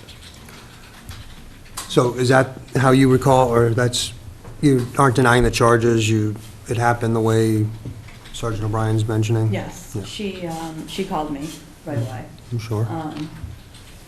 Crying. She said that he came in, he bought a $20 bottle of Chianti. She thought he looked young. She didn't think he looked that young. So she admitted that she made a mistake. She made a bad judgment call. And she said, not that this is an excuse, but she said, we don't see young people in there. It's not the clientele we bring in. She wasn't expected. He bought a $20 bottle of Chianti. It's not something that we generally see younger people buy. The under 45 people that come in tend to buy a $9.99 bottle or a 6-pack of beer. So she didn't ask for his ID. She thought he was older than 21. Again, no excuse. It was a bad call on her part. She is tip certified. She works for a tasting company, does tastings all the time at places like Curtis. She checks IDs all the time. It's unfortunate that this happened. I'm embarrassed and upset that she should have checked their ID. There's no excuse, obviously. What we've done since then, I had a mandatory meeting for all my employees. I have 4 girls that work for me. We had a mandatory meeting that weekend. I instituted a policy. I had everybody sign it. and just said that, it's zero tolerance. It's unacceptable. We check all IDs under 35. We know our customers there. We know who's coming in. It should be very clear when somebody's coming in that we don't know, that we haven't checked previously, that we should be checking their ID. We had talked before about that ID detection system. We talked to Sandhills. The system they have is the one we were looking at, so we double-checked with them on the system to understand it better. Unfortunately, it's a $4,000 system, $4,000 for the software, plus it requires a Windows computer. We have an Apple point-of-sale system, and it's $600 a year licensing fees. So we've talked to them about that. We've looked at, they're testing out a mobile solution that might work better in a store like mine, so we're looking at that. There's the simple system of the little calendar that says the date somebody turns 21. So we're evaluating these three systems, figuring out which one is best for us to put in. But, I mean, at the end of the day, the important thing for me is that we need to check every single ID. And I just don't know how this happened. I wish I could be there all the time, but I obviously can't. So I need to rely on my employees, and I need to make sure that they understand how important this is. Sean? First of all, I'd like to just stop by saying I like what you had to say, what you did after you found out, and the steps you're taking. But in the very beginning, I almost could have looked at it the other way, Yeah. He doesn't look like he belongs in here, and therefore he's buying something that he shouldn't be buying, so I might really check him, but she looked at it the other way, but those are just a couple of things that jumped out to me. Well, John? I have to say, it's kind of embarrassing, not just for you, but for us as a board. We literally had asked you this question when you came before us a month or two ago for liquor. And of course, we as a board are saying we really want to be able to kind of like spread the stores around, one in North Situate and so on and so forth. And somebody asked the question, might have been me or something, like, what do you have in place? And I think you said, well, we sell wine, so we really don't get, that certain clientele. And yet, that's exactly what happened. A 20-year-old walks in there for wine, could have been beer, and I'm like, so clearly what's in place right now is not working because it failed. And now you're asking us, well, you've gotten it, I think. You've got the liquor license now, so now you're going to be selling liquor. You're going to get more people beyond under 40 years of age. You're going to be getting 20-year-olds for beer probably or for liquor. You got to be, like I said to the store, you got to be more diligent. And I'm sorry to say that if it's a cost factor, you got to invest in that, because a day shut down for you is worth a lot more money than it is for the village market. They've got other things to sell. We shut you down for 7 days. We put you out of business for a whole week. It's going to hit you significantly. So to me, it's invaluable, or the cost of losing business, not doing business, is going to hurt you more than it would be to invest in your business, take the write-off, and get it with a computer system. That's my feeling, because I'll have to tell you right now, yeah, it's your first time offense, but I'm like, can't believe it. You haven't even gotten out of the gate with the liquor portion of it, and you're already in here before us. So, I think you got to look at the costs and say, maybe it's well worth investing in a $4,000 system, because it's, to some extent, fail-safe. No, and I don't disagree with that. I just wanted to evaluate a few systems and not just jump in and buy the first thing. Marty? Yeah. Well, I like what you've done to this point, and I do know that you had the meeting right away. Not knowing exactly the way the business is, I do buy things there, and I would guess that right now the customer count is on the lower end, where you could ID every person. Sure. And I don't think that, and I'm not gonna say not to get the system, don't, it's not what I'm saying. But based upon what I guess the customer count to be, I think it wouldn't be a problem to just ask for an ID for every person. And I think there are systems out there which you can plug the birth dates into, and it'll give you a go or a no-go. I think Village Market has that one. Yeah, well, but I mean, based upon, you've got to have somebody who's going to put in the ID, you know? And you've got to ask for the ID, you've got to put in the correct information, and that's really all. But even the smaller ones, you can scan it. Right. I'd rather that than somebody type it in and. Sure, type it in. no, absolutely, Scan it, because, it comes up. yeah, if it'll scan it, that's great. Love to see that. Yeah, I mean, I just want to echo John's and Tony's sentiment, that when I read our briefing, I just so disheartened and embarrassed, because we just put our faith in you to expand your business. But I understand too, you know, same as the other establishment, you know, you've got employees that you have to oversee. I'm curious what policy you changed and had everybody sign. You don't have to read the whole thing, but what significant change did you make that you had them agree to?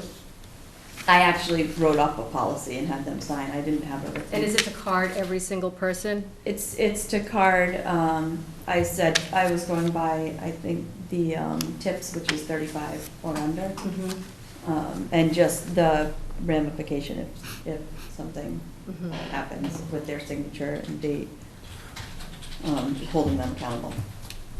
I think to Marty's point, just Everybody. to everybody. Be Oh. safe. Older people love it. And there's got to be Mac-based systems out there, Tracy, that you can get. There are plenty of other smaller establishments all over the country that use, you know, the Apple system. Right. For retail. Right. The system that Sand Hills has is the top of the line. It's an extra fee to have it talk to the other stores. It's something different. I don't know if they have that piece turned on, but it's, and there's a lot of other stores in Massachusetts that have that same system. It's definitely the top end system. Well, I don't know what you've actually done that's changed. You know, you're doing the same exact thing that Village Market's doing right now. You know, they have a piece of paper signed, and they have, you know, they met with their employees, I'm sure, the day afterwards also. So, you know, what would have impressed me is if you had the system in today. You know, you said, nope, we have a mistake, this is going to risk my business, and I've done this, and I'm up and going. I'm a different operation now, but you're really not, and neither are they. You know, they could, it wasn't rocket science. You know, Marty has a great idea, but if they had put their heads together, they should have been able to come up with that and implement it the next day. So you shouldn't have to wait for a meeting with us to say, okay, now I'm going to do something. And I get it, you know, you all have employees that you put your trust in, but if you don't manage them and you don't set up systems that are fail-proof, then it's on you. Just like as Sean mentioned, it's on the owner of Village Market to make sure that it works. So if it can't, then you can't have a liquor license in this town. And, you know, John mentioned it also, with us giving you a full liquor license, now your clientele's changing. You just don't have people coming in there and buying nice bottles of wine. You've got everyone coming in there and buying, you know, low-end vodka or whatever else you're going to carry in there. So, you know, we have to have the confidence that you're going to be doing it right. And I don't have it right now. You know, you've got to build that back up. And unfortunately, as we mentioned in the last case, our only way to try and get you to do that is to penalize you by shutting you down for a certain period of time. And eventually, if it gets to the point, you know, not allow you to have a liquor license in this town. So, so what I'd like to see is, as we mentioned with them, I'd like you to meet with the chief and have him tell you what you're doing differently so that something's actually in place, and whoever's going to handle it from the police department's perspective, what you're doing differently so it doesn't happen again, other than scolding your employees. And I called him that next day and talked to him about it, and then we just talked before too about, again. So, it's a tough business to be in, it really is, but the risks are so high on the wrong side that I mean, you'd feel so much worse right now, we all would, if, someone younger than the age drank and got in an accident. So we have to enforce this. So, John, do you want to make, it doesn't seem like you don't have any problem with the violation occurred, you agree with that? I agree. Right, so- All right, I'll move the Board of Selectmen find a liquor license violation occurred on Thursday, January 7th, 2016, at Stillwater's Wine and Gourmet LLC at 366 Gannett Road, Scituate, Massachusetts. Second. Second by Mr. O'Toole, further discussion? Seeing none, all in favor? Aye. Aye. Okay, so now we have to talk about the penalty aspect of this. You all have all the documentation here. It's, historically, it's ranged from everything from a warning to probably 3 or 4 days. One of these policies says it could be up to 5 days. I haven't seen any violations in there more than a warning for a first offense. Can you show me? I just couldn't find one. I've been going through it. There's one from, I think, in the town of Scituate. hang on, where is it?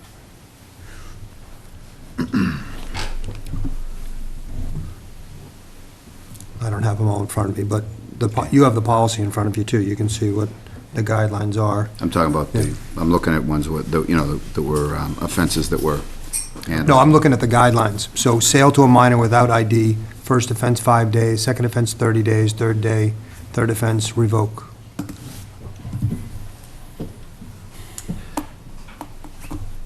And Trying to remember what we might have done to other people for the first offense. We gave them a warning. mostly it's been We have them one in day here, or a so warning. it's in here. And That's what I've been kind of going by all. So it's a warning to 1 day? Yeah, warning to 1 day would be, So here's a thought, and I guess because I look back to what we've done in the past, we gave a warning, but I'd like to have something held over. I don't want a warning.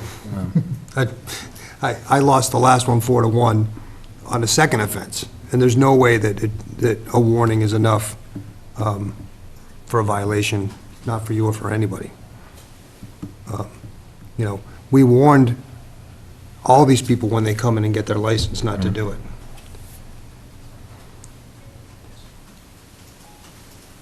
So, Well, I would make a recommendation then for a 1-day first offense.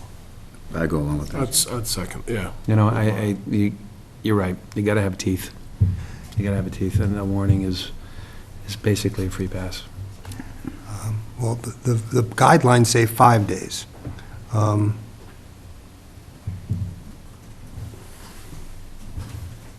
Well, in my mind, that doesn't equate to the third time 10 days, Right. And I agree. you know? I agree.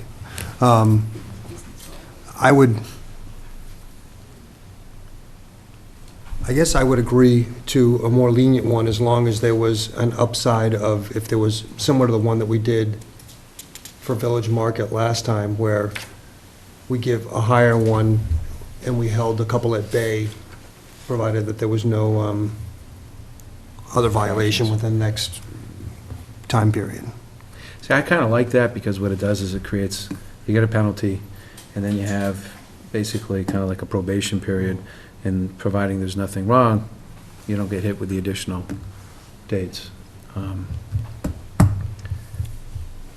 know the policy that you're looking at that was here, 5 days for the first offense, that's 5 days for a business that, that's pretty, for a store, the store at least has other things to sell. Correct. Okay, for a restaurant, they can sell food, and granted, it's gonna hurt their business, but, the liquor before a package store, beer and wine, Well, that's it 5 doesn't days. say anywhere in this thing you have to sell us anything else. Well, And I'm not, I already conceded the 5 days. I know. But, I think it's, That's why Yeah. I'm just looking at the facts of this, is that, okay, I'm inclined to say 1 day, give you, I like the idea of keeping 2 over your head for at least a year for the duration of your license, which expires at the end of this year. And if you have no violations, you're fine, that's it. But you get the 1-day penalty. But if there's another violation within the year, you're gonna get 2 more days to serve on top of the 1 that you serve. But just as a point, so that was a violation that happened in '08 to the Village Market, and it was convened in, February '09, or was it 10? There was a second offense, 1 day with 2 held on a second offense. Right. Why would we do that on a first? Well, I look back Do you and I agree think- with that penalty? What's that? I think it should have been probably heavier on a second Well, offense. why would we do it? Why would we? Because this is a first offense. This is a mistake. Second time's not a mistake. Well, I disagree. Well, Okay. I mean, I just think, what are you suggesting it should be, a 1 day. 1 day? Well, I'm that's what just- it is, that's essentially what John's suggesting. It's a, I just try and keep everything, Simple? no, not simple, fair. Fair, Consistent? well, I think, consistent. I would vote against consistent and do what we think is right. Okay, But that's why there's 5 of us. right, thank you. So, what do you guys, how do you guys want to weigh in? I agree with the 1 day, and I think it was Mara's motion. Well, She I don't think- she sat, well, Tracy sat in the room earlier, and next time might not be 2 or 3 or 5 days, because that's all you do, Tracy. You don't have 5 cashiers. That's your only business, like John said. I mean, if you want to make it more stringent, we, could designate a Saturday or whatever big days to really have an impact instead of just tomorrow on a Thursday. Yep. All right. I would, well, what are your, so do you want to go 1 day period or a 3-day one where we don't do where we give her a 1-day penalty unless That's what I was she- saying, Tony. I'm just trying to say that if we went 1 day, I think that would be consistent or even above what we've done in the past. Not we, I wasn't here. Here's a thought. The, 1 day, period, like if it's your a 1 original day, motion. okay, and within a year, we get another violation, it's not going to be 2 additional days. It's going to be a lot bigger. Of course it If it would happens within a year. So I think the thought of having an additional probation period is irrelevant. I think 1 day violation is sufficient. The next time, if it happens, certainly within the next 11 months, then she's going to get walloped. with It's more going to time. happen in the last 5 years. I mean, look, Village Market's last one was 6 years ago. Right. So, it escalates exponentially, obviously. I think that's the way to take a look at it, yeah. All right, did you make a motion? No. Okay, I'll move that the Board of Selectmen vote to revoke and suspend for all alcohol license held by Stillwater Wine and Gourmet LLC, 366 Gannett Road, Scituate, Massachusetts, for a period of 1 day to start on Friday, February 5th, 2016. Obviously end on the 6th, the Saturday. So is it Friday or Saturday? Friday. Okay.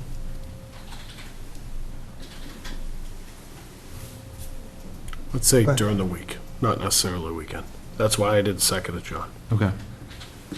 Well, let's talk about it. Well, if you say Friday the 5th, that's business hours for the Friday, right? Right. Period. I would just do it immediate. I would do it tomorrow, but That's the discussion. So, Motion fails, so somebody else make one. Want to just change it to 1 day during the week, or is that you don't feel, what day are you thinking? So you want to do it? Immediate. tomorrow. doesn't matter, just during the week, not the weekend? Right. We don't want to put her out of business. All right, move that the Board of Selectmen vote to Suspend and revoke. suspend and revoke the all alcohol license held by Stillwater's Wine and Gourmet LLC at 366 Gannett Road, Scituate, Mass. For a period of 1 day on Thursday, February 4th. Second. Further discussion? So, I think we're being very generous to you. I think 1 day on a Thursday is not showing how I feel how serious offense this is. So I hope you recognize that, and we'll do the things necessary so it doesn't happen again. And the vote is? Any other discussion? Nope. All in favor? Aye. Aye. All opposed? Aye. Passes 4-1. Okay, thank you. Thank you. Budgets. I don't have my budget book. I don't have my budget. Thursday, April 14th. Initially, we had said 6 o'clock. Peter brought up a good point that it's tough to get here from anywhere north of Braintree by 6 o'clock if you work. And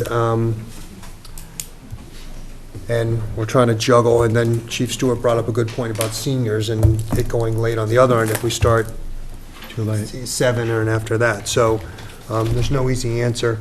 I don't know if, and then I was thinking to myself, if we do it on a half hour, split the difference, is that going to, people are usually used to starting on an hour, so are we going to miss people because of, that? So, any thoughts by the board on what time we should start this meeting? I'll start. Yes. I would rather be supportive to allow as many people that we need at town meeting to be there. So if it's a 7 PM start, that people feel that's the best time, I'm willing to change it from 6 to 7. That's what I would agree. It's easy for me to get here at 6, but I really never gave it much thought until Peter mentioned it. 23 articles, hopefully we're not there till 2 in the morning again. The only thing is usually the first 5 articles are so boring. They start off for 15 minutes with basically the procedure, the whole thing. So, we get started at 7. We really don't hit the meat and potatoes of what the town meeting is until probably 8 o'clock or 8:15. 7:20. 7:20. I have notes. So, but with those articles, a lot of them are just, the. Well, we give our clean up talk, the we give special and a everything else. speech about the state of the We union. should do that at 6 and blow off the hot air there, and then hit the meat and potatoes by 7, then people can travel. That's the only thing I say. I just do not want to go through another town meeting after midnight, and I'm really adamant about that, because you lose people. So, Oh, I don't want I'm thinking to myself, I'm happy to go with 7, but I will not, after 11 o'clock, the town should not do business after 11 o'clock. You're doing stuff late at night, so I don't know. And usually, a lot of the controversial ones are later in the evening, and I suspect there may be a few. I don't think on you this have- one. This one you don't, though, really? The stormwater. Yeah, I don't think that's it, so, but anyway, I'll go with 7, but I only say that because I'm that's what I Marty? thought. We'll just look for you, Peter, to move some questions. Well, the town has always started town meeting at 7 o'clock. And before we went to zero quorum, we were lucky to get going by 7:30 or 7:45. We went to zero quorum, and we've been starting at 7 o'clock for 4 years now, I think, maybe 5. And it works. Don't break it. Well, we never stick with things because that's the way we've done it in the past, as we just learned in the last article. But it seems to me that it's the right thing to do on this one, because there's not a lot of real controversial articles that I think are going to have a lot of discussion. And if it does, I think John has a point. At 11 o'clock, we check the temperature, and we, if there's 1 or 2 articles left, you wrap them up. If not, you just go to the next night. Yeah. So, motion to rescind if someone wants to do it, make a motion to rescind the vote of January 6th. January 6th, of a start time of 6 o'clock, and make another motion, or start with that one. Can we do it, rescind the vote completely? I make a motion to rescind the vote made by the Board of Selectmen on January 6th to start annual town meeting at 6 PM. Second. Second by Mr. O'Toole, further discussion. Seeing none, all in favor? Aye. Aye. Another motion? To change it to whatever time you want? 7. Make a motion? I'm looking for I it. move. Where is it? Oh, we don't have a motion, because we're making it ourselves. Yep. I move to start annual town meeting to be held on April 14th, to start at 6 PM. 7 p.m. What? 7 PM, what did I say? I said 6? I'm sorry. Well, scratch that, let's start over. I move to start annual town meeting on April 14th at 7 PM. Second. Second by Mr. O'Toole, further discussion. Seeing none, all in favor? Aye. Aye. It's unanimous. Great, thank you. Thank you. Moving on The 25th. to the budgets now. The first budget of the evening is waterways. Stephen, how are you? Back up again. Very well. Having me back.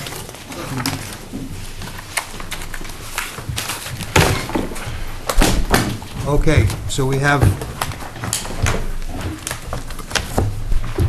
waterways budget. And just to explain to everyone, this is an enterprise fund. There was a little bit of discussion earlier. All the funds generated and spent in the enterprise fund have to stay in the enterprise fund. So unless there is a loss where the town needs to participate to cover that, which hasn't happened in Water's Way, I don't think ever, they'll rely on their retained earnings or run their budget to, not into a deficit. So do you want to give a quick, just a quick summary of what citizens can see upcoming in the next year? You mean for capital or for? Operating, just.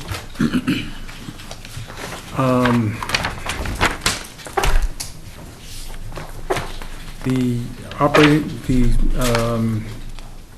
town administrator recommends $1,062,949 for the total operating budget for the Waterways Enterprise Fund. So I was talking more in terms of like your goals, like what. Oh, my goals. Yeah, just kind of, here's what you guys are gonna see next year. We're gonna have more moorings or Boats. catch more fish or whatever. I plan on reviewing and updating the town of Scituate mooring rules and regulations.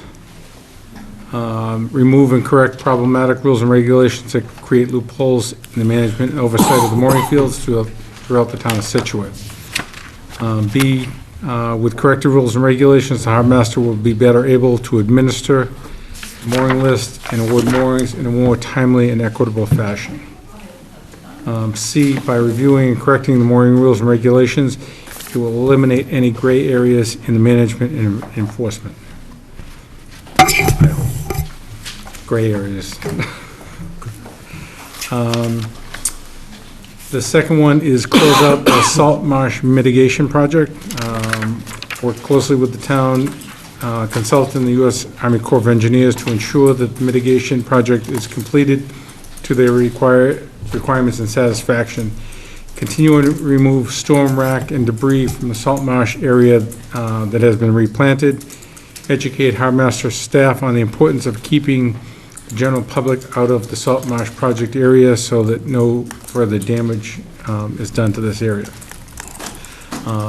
This particular goal has been closed out. It was closed out just at the end of December or the beginning of January.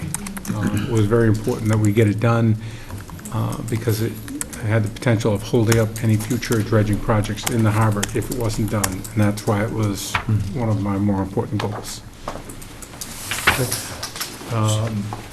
Yeah, so the other ones are, look at the marine park rules and collaborate more with the police. What about just in terms of just a general boater going down there? What do you expect them to see different? I plan on working with some of the other local agencies, the environmental police, to do some training with my staff so that they're better able and better capable of handling any type of emergency situations. We've also, this winter, been working on cleaning up the harbor master's office, painting up some of the ceilings, some of the walls, cleaning it up a little bit. We put in a couple of monitors, one that has the radar weather that constantly just continues to scroll. Another monitor tells, if you come into the office, it'll tell you what's coming up, the tides for the next 2 months or 3 months. If the slip wait list opens up, when it opens up, the day it opens up, mooring bills when they'll be going out, things on that nature. Trying to move further forward into this century with some Technology. computers and technology. Right. Okay, now getting to the numbers, you mentioned that for a second. Last year, your budget was $1,029,000. This year, it's coming for the recommendation is $1,062,000. Yes. The revenue projection is $1,039,000, is that right? $1,063,000 for fiscal 17. $1,039,000 for fiscal now it'll be even $75,000 higher based on the board's Based on vote the- earlier. So fiscal year 17 forecast, this page, it says 139. Are those his numbers or ours? Oh, our numbers, Yeah, our numbers. sorry. I'm looking at a different page in the same. Yeah. Okay. So each department forecasts their revenue for enterprises, but then Nancy and I go back and do our own calculations. And that's what we base the Make budget sure it on. equals the expenses. Well, it really does, but. I just have a question, Steve. So, like, on the purchase of services, why is that number so different from the request to the town administrator's number? The purchases of services. 384,000? Oh, that was, when I first came here, the town administrator charged me with finding out what it would cost to remove the docks and relocate them from Cole Parkway to another area. That came out to about $119,300.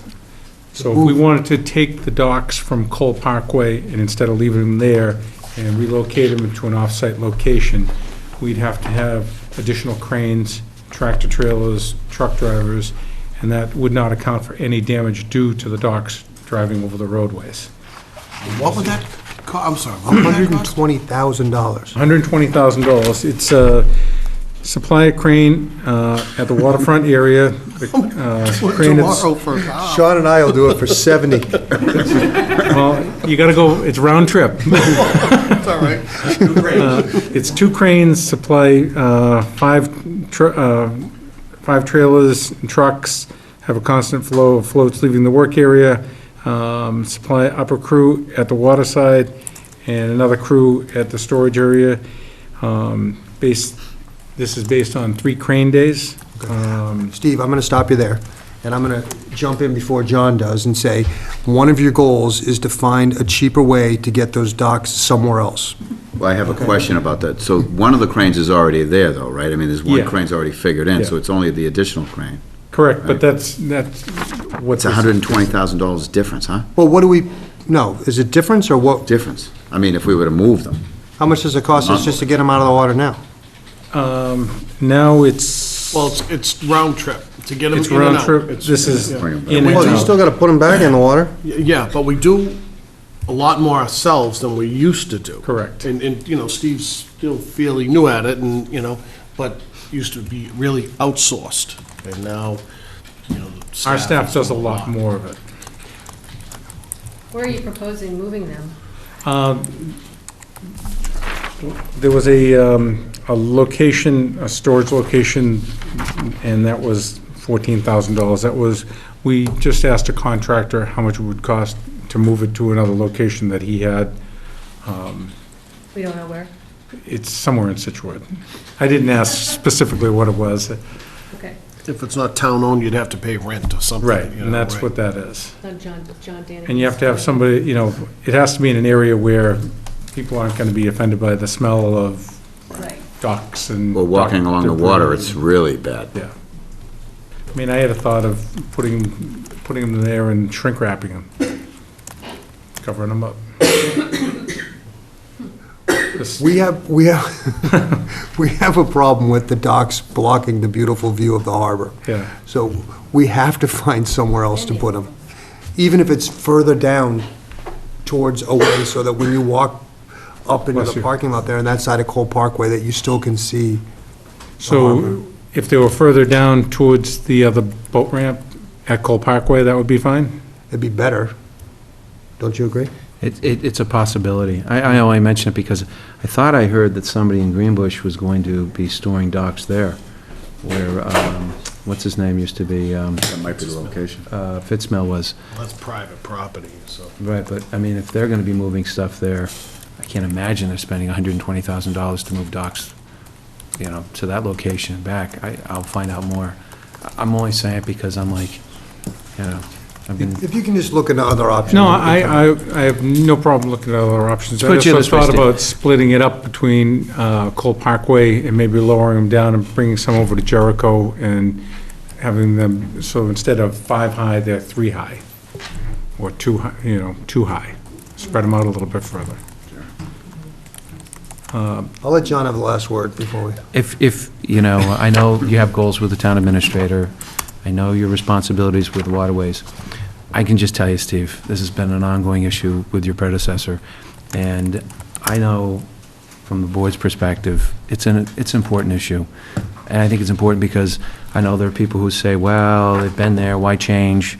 You know, well, it's a beautiful view, and a lot of people don't live on the water, and a lot of people go down there.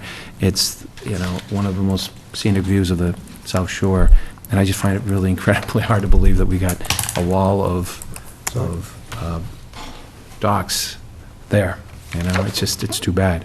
So that's why I'm like, with all the land that we have, with all the land we've purchased, with all the tip locations, open space, we got to find some other location for them that's economical and that's feasible. And obviously 120 is not, obviously, but it's been, you know, a long time coming. It'd just be nice to get it away from the bandstand. I mean, if this were a park, if we got rid of the parking lot and just made it green space, I don't think anybody would put all those docks in a park. Exactly. I mean, I think it's easy to say it's a parking lot, and, you know, we park trucks there, so why not stick, you know, docks there? And I'm like, you gotta find another solution, that's all. Would there be any consideration to, instead of having them right along the waterfront, if they had the crane swing it a little bit further into the parking lot and take up some spaces internally in the parking spot, in the parking lot? Well, why don't you get some suggestions, and we'll talk about this another time. Okay. But we got to do something different than we've been doing. That's fine. Thank you, appreciate it. You're stepping into an ongoing issue, so don't There take was anything. no way I was having someone come do the budget this year without having some more homework. So you had him come in with this ridiculous quote. Well, no. I knew, when I heard 120, I knew. Right, exactly. You got I the just said, oh, Cadillac Steve, add a crane. couple I know that. zeros. Yep. Because I've already talked to a client of mine who does cranes, and so I have some figures already knowing it, but anyway. So the only other thing in your budget is the technical services, and is that because, why is that $44,000 higher? Is it something, It's due to salt marsh mitigation and for the dredging. The dredging of the South River, how much is that? we were putting in an additional $20,000 for engineering and permitting. Permitting, Just for the permit? yeah. Correct. And any new hires? No, Same, no additional? no additional staff. This was Stephen and the business manager, Alan's, their first budget. The Correct. two of them. Great, Did a really good job. Good. good job. Gets easier. Any other questions? Gets easier. All right, Especially when those docks are moved. That'll get a lot easier. great. Thanks for coming in, and we'll vote on them all. Actually, we vote them all at the end anyways, and it's yours is level funded anyway, so how much retained earnings do you have? What? That's a Nancy question more than a you question. Retained earnings? Their retained Oh. earnings was certified at $611,675, and we're proposing $74,483 be used as part of the capital plan to buy a new boat. And that certification was 15. I'm sorry, say that again? That was fiscal year 15. That was certified as of July 1, 2015, used in fiscal 16. Great. Thanks, Stephen. Gentlemen, thank you. Thank you, Peter. Thank you.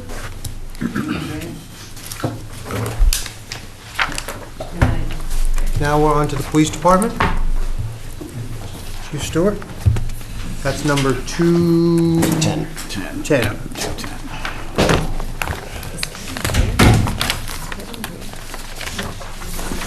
It's also a document that the chief provided before the meeting, so I passed out to everybody in the packet. So Chief, just a quick, if there, I mean, obviously you've got the move going, the building and all that sort of stuff going on, but is there anything, big changes that anyone should expect to see over the next year's worth of, activities or? Yes, there's a few things. One, we were before the board with our capital plan for the new and improved radio system, which we desperately need. But we also, what I'm proposing is a organizational structure change within the department. I have a justification that I'd prefer to read if. Right now, the Scituate Police Department is staffed with 35 full-time officers, several part-time officers, 4 dispatch personnel, and 3 civilian administrative staff. Our current organizational structure has the chief's position, and under that, 3 lieutenants' positions. 1 lieutenant is a watch commander. He is in charge of all things in the patrol operations. This lieutenant's position has 5 sergeants under which, who are working as patrol or shift supervisors. The Special Operations Lieutenant is responsible for all special operations, which include detectives, prosecution, canine, traffic, and marine unit. The Specialist Lieutenant has a Detective Sergeant supervising detective operations. Right now, the Administrative Lieutenant's position is open due to a resignation. This administrative position should be of a greater rank than the lieutenant's positions because it should involve more of a supervisory oversight to the patrol and the specialist operations within the department. The administrative lieutenant's position is intended to assist the chief with administrative and department management tasks. Over the past several years, many departments have adopted an organizational structure using a deputy chief instead of a lieutenant or a captain. Norwell, Duxbury, Cohasset, and Hingham all have deputy chiefs, whereas Marshfield and Hull still have a captain who's responsible for those administrative roles. My hope is to turn the open administrative lieutenant's position into that of a deputy chief, which is more fitting of that administrative role. The base cost between the lieutenant's position and deputy chief's position would be approximately $15,000. When the chief is out of town or on extended leave, right now, a lieutenant is in charge of the department. In the future, the department would always have a chief or deputy chief available to assume command of the department during any emergency. The deputy chief's position currently is a civil service position in Scituate, despite the fact that we don't have a deputy chief. It still falls under civil service. We have met with the union, and our conversations are positive, and we hope to do an MOU as to how this position would be filled in the near future. To remove the deputy chief's position from civil service would require town meeting approval, even though the position doesn't exist within the current department organizational structure. The position, the new deputy chief's position, would be a non-civil service position and non-union position, similar to what many other town deputy police chief positions have moved to. Assessment center and interviews would be used to determine the right candidate. Much like the current police chief's job, not being in civil service and exposed to the limitations exposed by civil service, this position is too important to subject to the civil service system.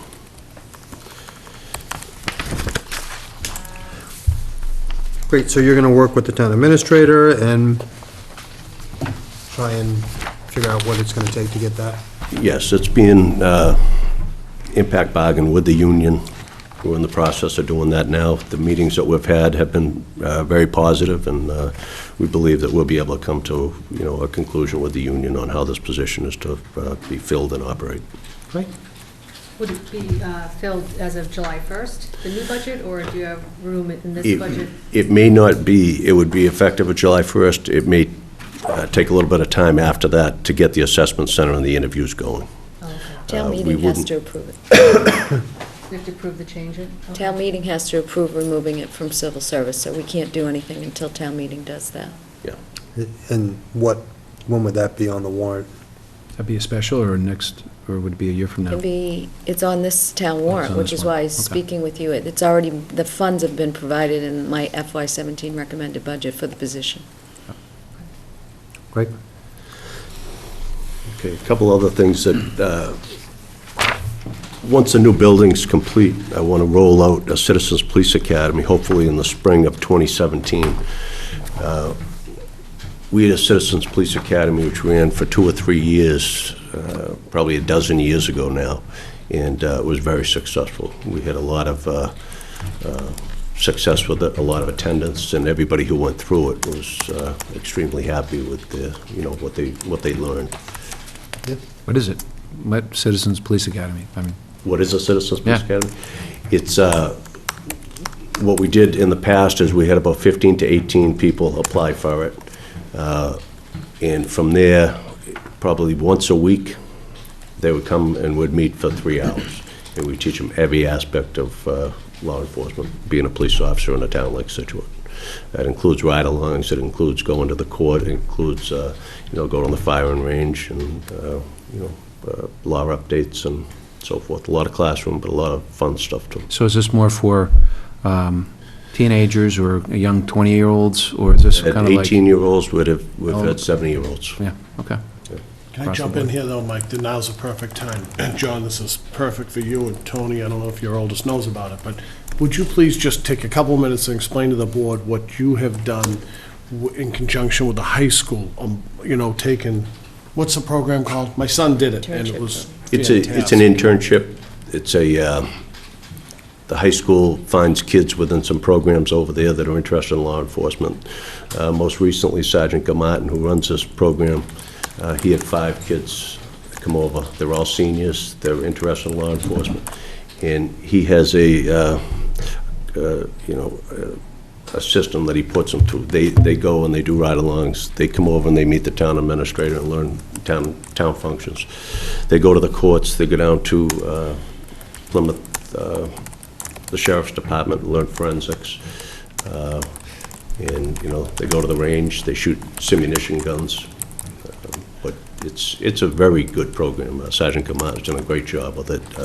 Built it up over the last few years and fine-tuned it so that they're touching on every aspect. I mean, they go to court with the prosecutor and so forth. So it used to be that they just come over and do ride-alongs, and we've developed into something far greater than that. Guys, I just have to add, I don't think he's, given himself enough credit, for those officers involved. It has a fantastic, what's the word I'm looking for, positive, outcome. My son went through it. It's just, you really can't put a gauge on it, but it's just wonderful, wonderful program. It's just all good. We've had very positive feedback from the schools, but also from these kids and their parents. So is the academy, just adding on John's question, is that like to get people interested in pursuing? It's to explain exactly what we do. There's a lot of misunderstandings as to what we're capable of doing and how we do it. And it's a great opportunity to, educate people on how things operate. Great. Anything else, or you want to jump into the numbers? Lastly, we have 2 officers who are going through drug recognition to become drug recognition experts, DREs. We are encountering more and more, like every other town, situations with car accidents or motor vehicle stops or reports of erratic operators where when we stop them, alcohol is not involved, but, drugs are. And right now, it's very difficult for the average police officer to testify to the circumstances surrounding that. The average police officer doesn't have the training and the experience and the education with drugs as they do with alcohol, the effects of alcohol. So right now, if we have a situation where we have somebody in custody, we have to call either Weymouth or Hingham or somewhere to get a drug recognition expert down here. One of the things with the drug recognition, it's not widely accepted. It's some parts of the country it is. In Massachusetts right now, it isn't. So I've already talked to the Chief Justice for the district courts and about maybe coming up with a training session for the district court justices where they can be trained in the science and the methodologies behind the drug recognition field.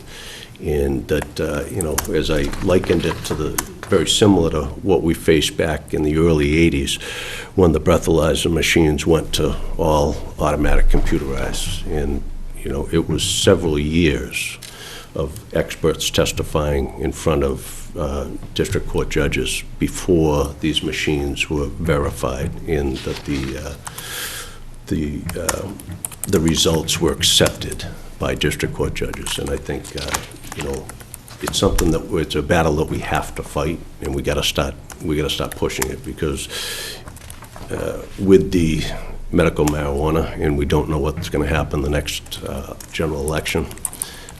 It's very likely that Massachusetts will have legalized marijuana, and we have to have a way to deal with that. We have to have a way to, and officers prepared to testify, know how to testify to the symptoms, or we will lose every one of these cases. Great. So, you guys want to go to the numbers on the budget?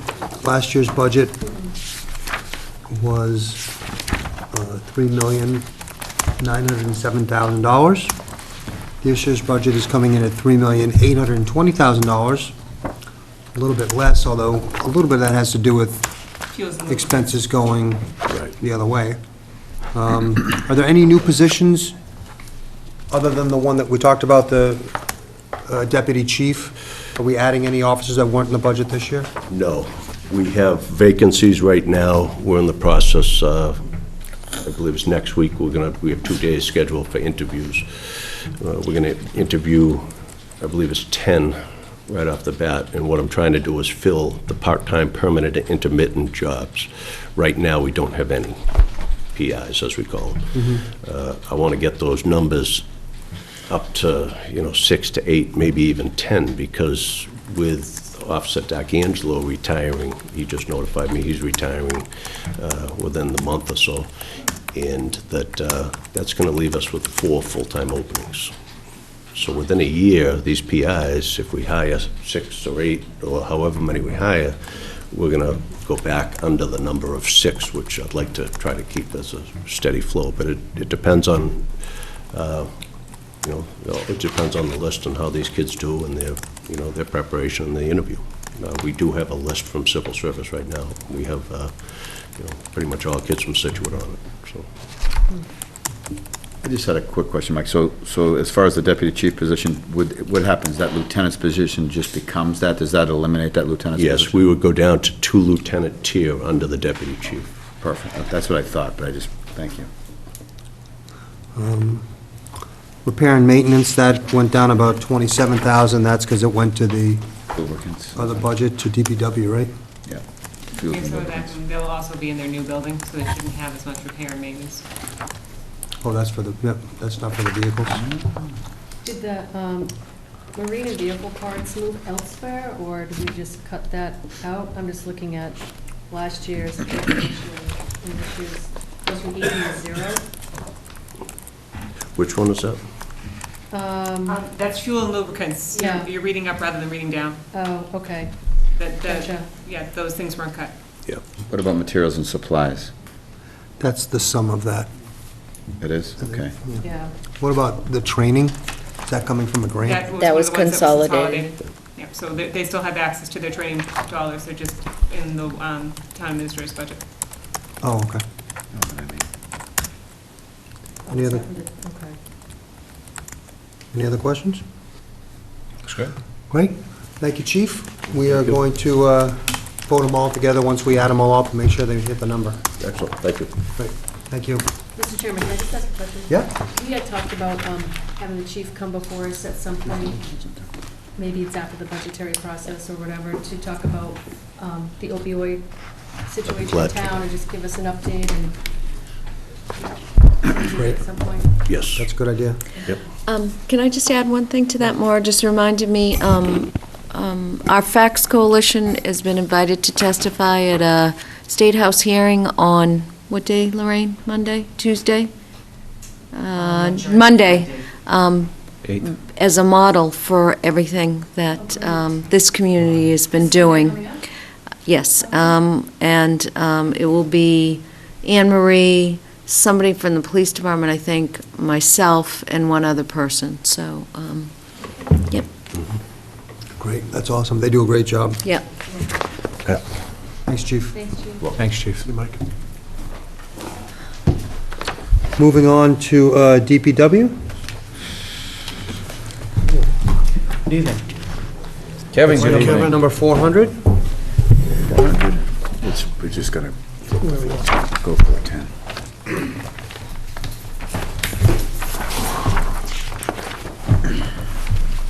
Brought in all the muscle tonight. We did.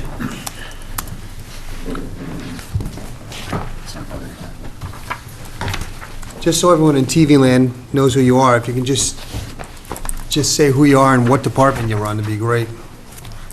Start with you. Rick Moscow, Sewer Division. Thanks, Rick. Kevin Cafferty, DPW Director. Sean McCarthy, Engineering and the Transfer Station. Jim DeBarros, Water Department. Great. Thank you all. Kevin, how do you want to start this? However you'd like, I could give you an update of some of the projects that DPW has going on this season coming up. Yeah, that'd be great. I mean, you don't have to go in huge detail on the water ones and the stuff that we... Right, I didn't want to get into all the goals, but just if there's any updates. Sure. We have 2 projects that are going to be going on Oceanside Drive. One's already been awarded. They're each done with state grants. One's $4 million, the other one's $3 million. Edward Foster project, the wall is completed, the seawall's completed. We still have stonework and some other miscellaneous stuff to do to close out that project. Minot Beach Sand project is ongoing. We're still in the permitting phases. Things are working out well. We're still working with FEMA.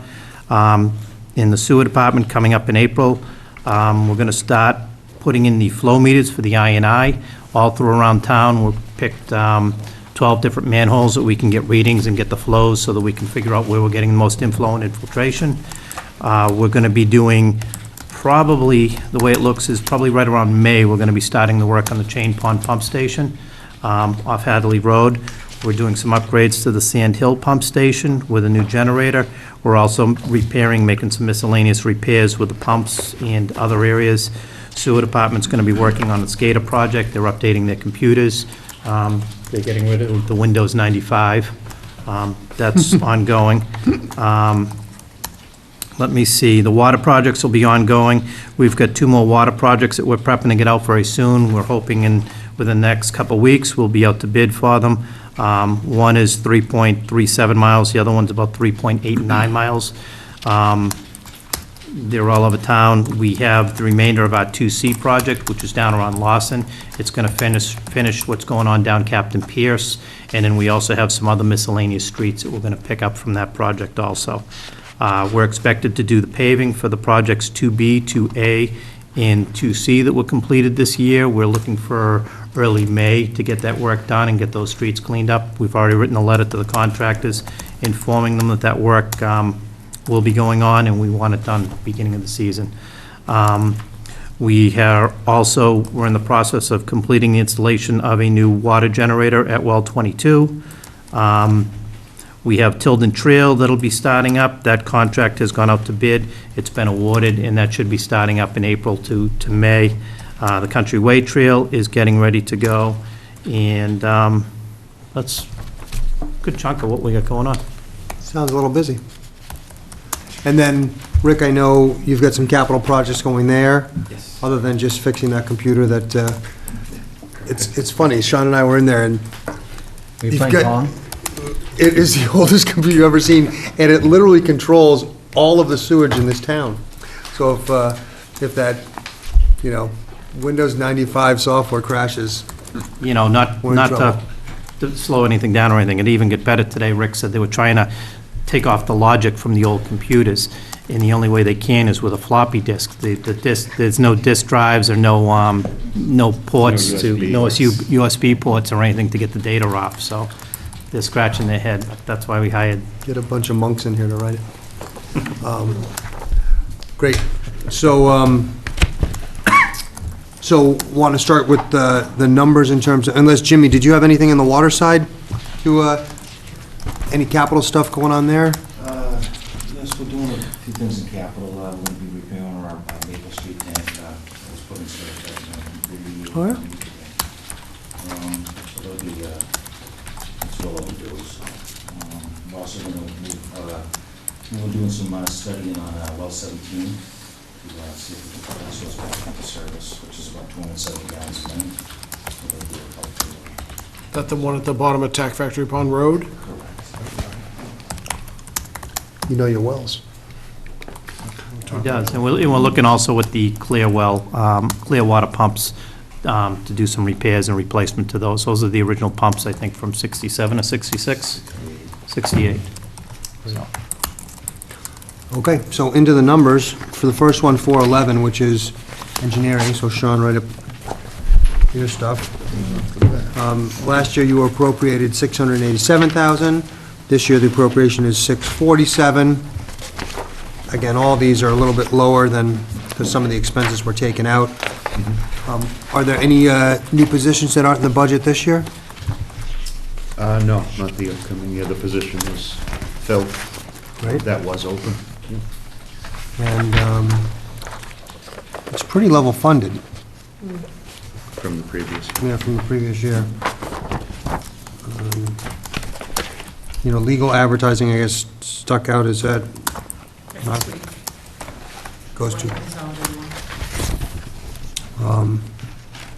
The main changes in roads and seawalls. There was a small reduction in roads and a small reduction in seawalls, 20,000 each. The last item. So, wait a minute. So the $400,000 is now $360,000? That's been maintained for a period of, I think, 5 years. And this year it was just, it was more than could be maintained. And there are funds for both of those in the capital plan as well. So we're funding capital projects within the operating budget. And we're funding those capital projects in the capital plan as well. So what's gonna pay for our extra attention to the roads that we've all been? Kevin and I have been Commenting. reviewing the Chapter 90. There are Chapter 90 funds, several $100,000. How much, Nancy? Several $100,000. There's Good. $500,000 available right now. There's 174 that are tied up in projects, but if they choose to not move forward with those projects, that money comes free. There's also $600,000 available right now that can be applied to road projects, and then there's another $158,000 in the capital plan, $180 in this budget. So there are road funds available to move forward with the road, continuing the road repairs. It's getting old, driving over the roads, too. Well, one thing is, this is going down 40,000, and my concern is, we're going to gloss over it again next year. It's a 400,000 to roads and seawalls annually is what it was, because that's a part of the override that we did. So how is it that by taking 40,000 on this, we're getting it somewhere else? We're not. It's just that it's an extraordinary amount of money to be supporting a capital expense out of the operating budget. We've sustained it for 6 years, and that budget needs it in other places. And I think $20,000 less, when there's over $600,000 in Chapter 90 that we know of for this year, is a nominal amount of money. And there will be additional Chapter 90 monies for fiscal 17. We just haven't been notified of the dollar amount yet. We normally get between $500,000 and $800,000 annually. And we don't have to match that or anything, do we, Nancy? It's a reimbursement program. We just have to identify the projects and send them to the state. If they accept them, then when we do the projects, we can put in for our reimbursement, 100% reimbursement. And they let us piggy bank it, right? We don't have to spend it, right? That's how we found out how much money we actually had. We asked for a report of exactly what we still had left over. Okay. And that allows us to do drainage work as well as we do the road work. So if there's a road that, it's the drainage portion of it that's making it not get done, we can do that as well with Chapter 90 covers drainage, too. Covers drainage also on complete road rebuild. And I've been working with Nancy to get the exact figures of what we have, and I should be able to, within the next 2 weeks, have something to Tricia to give a breakdown of what our suggestions are and which way we could do different repairs to different roadways. And we're also doing some planning now. If you go down First Parish Road, you'll see some of our guys, we've been out surveying it for the past 4 days, going through the drainage and evaluating the drainage, especially up by the Common, how that road is really rough. A lot of it's as rough because it's caving in because of the drainage giving way underneath. It's horrible, in front of A.J. Ford's house. It's AJ's, right in front of AJ's house. And, we found actually some plans that date back to '74 that was saying that was in bad shape then, and it just hasn't got any better. So we're doing an engineering evaluation. What we'll do is we'd come up with some sort of design of what would work and meet all the requirements, and then cost it out to see what that would cost to replace the drainage and do the and do the roadway. Also, you've got a sidewalk that's there that's in bad shape also, that should be addressed. We're also working with the Complete Streets. We've signed the Complete Street Compact. I'll be coming before the board sometime in the near future to present the Complete Streets policy with the state, which opens us up for another source of funding for studies and also potential for road construction work. So we are looking into a couple different options on that. Any other discussions? Okay. Move on to admin.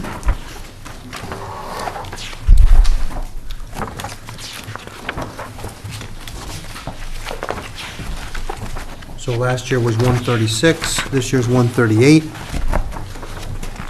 Again, doesn't look like there's no new positions in that department. This is basically you, Kevin, right, and the management of Pretty of all much. the departments? Pretty much, yep, in the office staff. Right. And pretty much level funded. Not really much going to the other departments. 925 in consolidated. Any questions on this one? Nope. Moving right along to highway.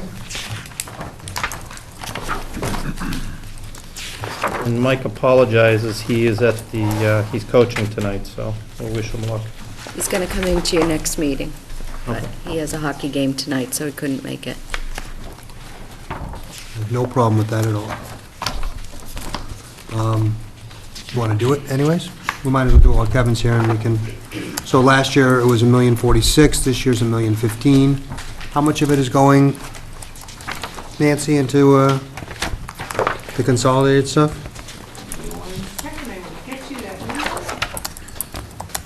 The proof is lubricants, it's 55,000 has gone into consolidated, that's the big chunk of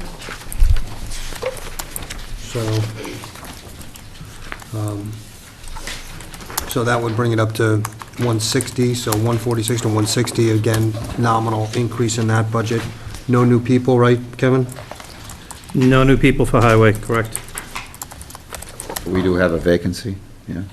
We currently have a vacancy, and we've been interviewing. We've interviewed about 4 good candidates recently. Do we have a money for a field striping machine?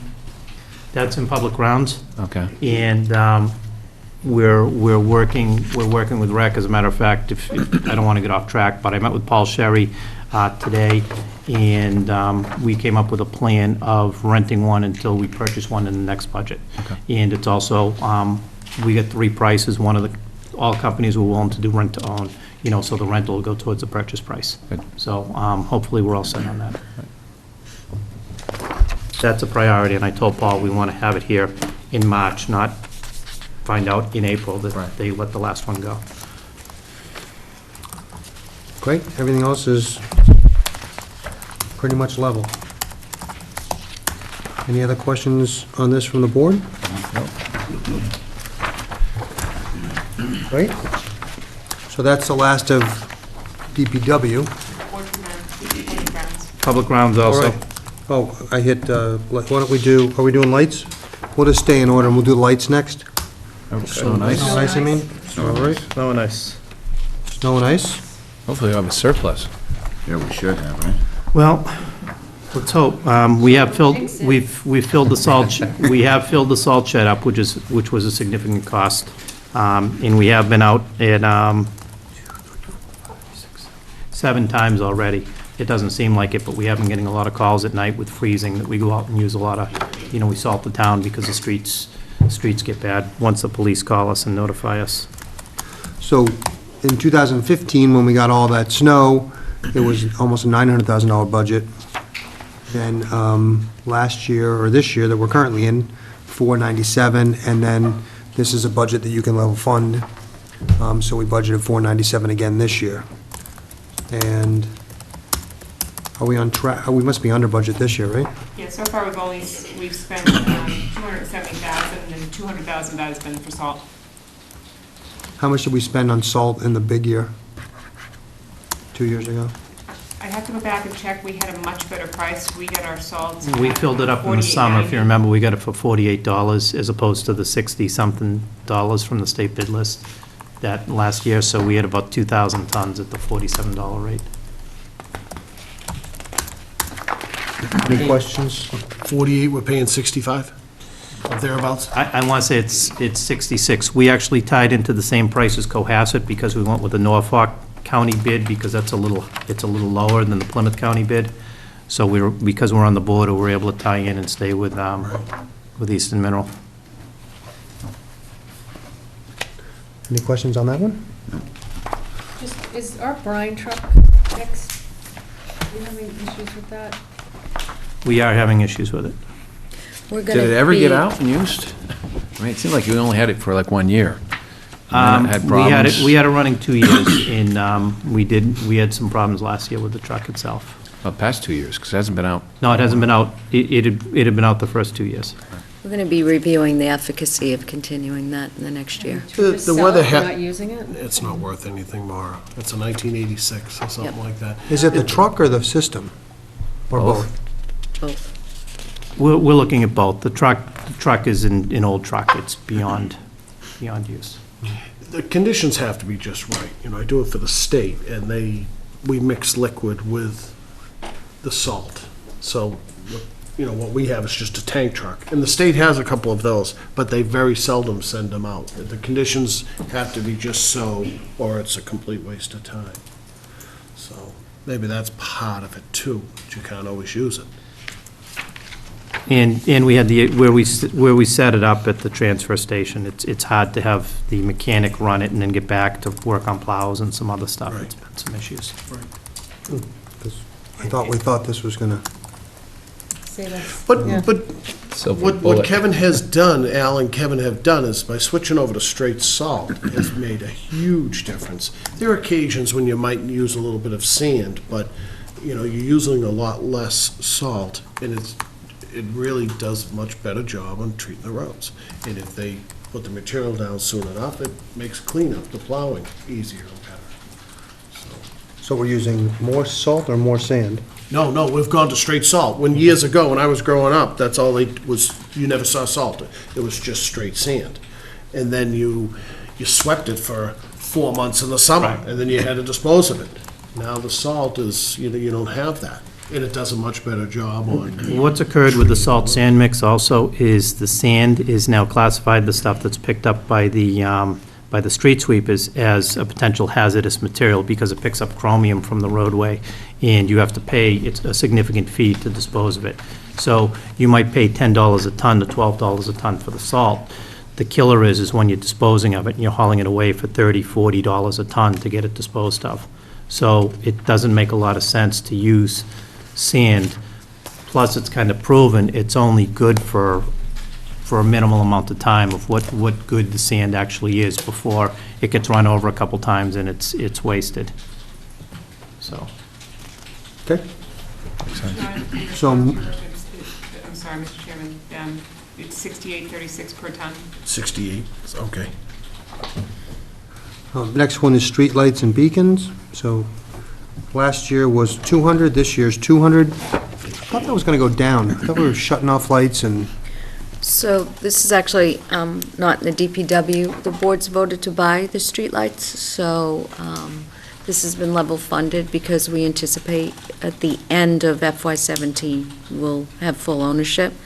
Al actually has a prototype of what the new lights will look like. We budgeted about $110,000 cost for acquisition. That cost is come in at $93,000 right now. So we're in the process of working with how the maintenance contract will look and how the lights will go up. So we're pretty safe level funding, although we have used some of the wind turbine revenue to subsidize that line item the last year.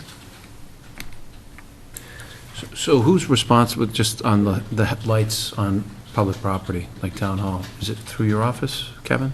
Around Town Hall, the lights on the building are Kevin Kelly. The street lights are maintained through National Grid right now, so you call a 1-800 number. The school department. School. School is the school. Okay. So they're responsible for making sure those lights are, Yes, parking lot lights and stuff like that are their lights. so when you say their lights, it's their responsibility to call National Grid or whoever to come repair them? Is that what you I'm mean? assuming that's what they have. I don't know if they have a specialty contract with it, and they have their own meters. I'm not sure what the setup is with the schools. Right. I'm only saying it because I mentioned this, I know Tricia, you, but outside gates, you come out of the gymnasium there, it is pitch dark, and, you know, people are gonna walk off the sidewalk or off the curb Yeah. and get injured. The light goes on and then shuts off. It's one of those, like, time things. It's a danger. And it's dark with kids coming out. It's a huge liability. The school's gotta do something with it. It's, you can't see anything coming out of the building at night. And I know you're all working on this from North Situate.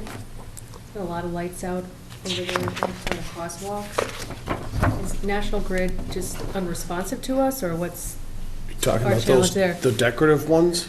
Both. We Well, there's some regular ones too. Some of the ones are decorative or The out in decorative, Greenbush, though, too. are those? I think we took ownership of the decorative ones. Okay. And I know the police were out taking a look at it. I believe this week they were going to look at the light at some of the intersections in those areas, because we did take a complaint recently about the lighting in that area. So is that National Grid? The overhead lights are National Grid. The smaller lights, the ornamental lights, are our lights. Some of the National Grid lights were red-capped years ago when they put the ornamental lights in. So it'll take a little bit of sorting to figure everything out. Red cap, what do you mean? What they do is they take a light, they put a red cap on it, and that keeps it from going on, so then you're not paying for the rental on it. Gotcha. And that was probably 10 to 12 years ago When when the they did town that shut off the project. streetlights. Gotcha. Well, can you take a look in Greenbush, too? Because I know Chick Fagan was talking about the ornamental lights on Country Way, Old Country Way, that aren't working. My office is fine, but before then, that's what he's complaining about. Just they're ornamental ones. Yep, we can take a look at that. We've had a lot of problems with those lights. The highway department getting parts and pieces for them. It's not a readily made light. And that is one of the issues that they've had working on those lights, because ballasts go and they have trouble getting the ballast. We've had I'll say in the past year, probably 3 of them hit. And when they get hit by a car and they get cracked, the base, because it's like a cast metal base, it's really difficult to get the parts and pieces to put it back together again. I don't want to say they're not being made anymore, but we're having trouble finding parts. So on the budget itself, last year, how much are we accruing that surplus? Or does that go to the general fund? On the streetlight budget, there wasn't any surplus, it was fully expended last year, So this year, are we expecting to fully expend. Fiscal 16, we expended. to buy them? The $93,000 to buy them? So that's a separate appropriation, Yes. because we still have to pay the electrical costs. The acquisition cost is coming out of the ESCO, and then we'll reconcile it all in the end. So the FY18 budget's really going to be the first one that you see where you should see the savings. And Alkin is working on that right now. Okay. 429 is the next one, public grounds.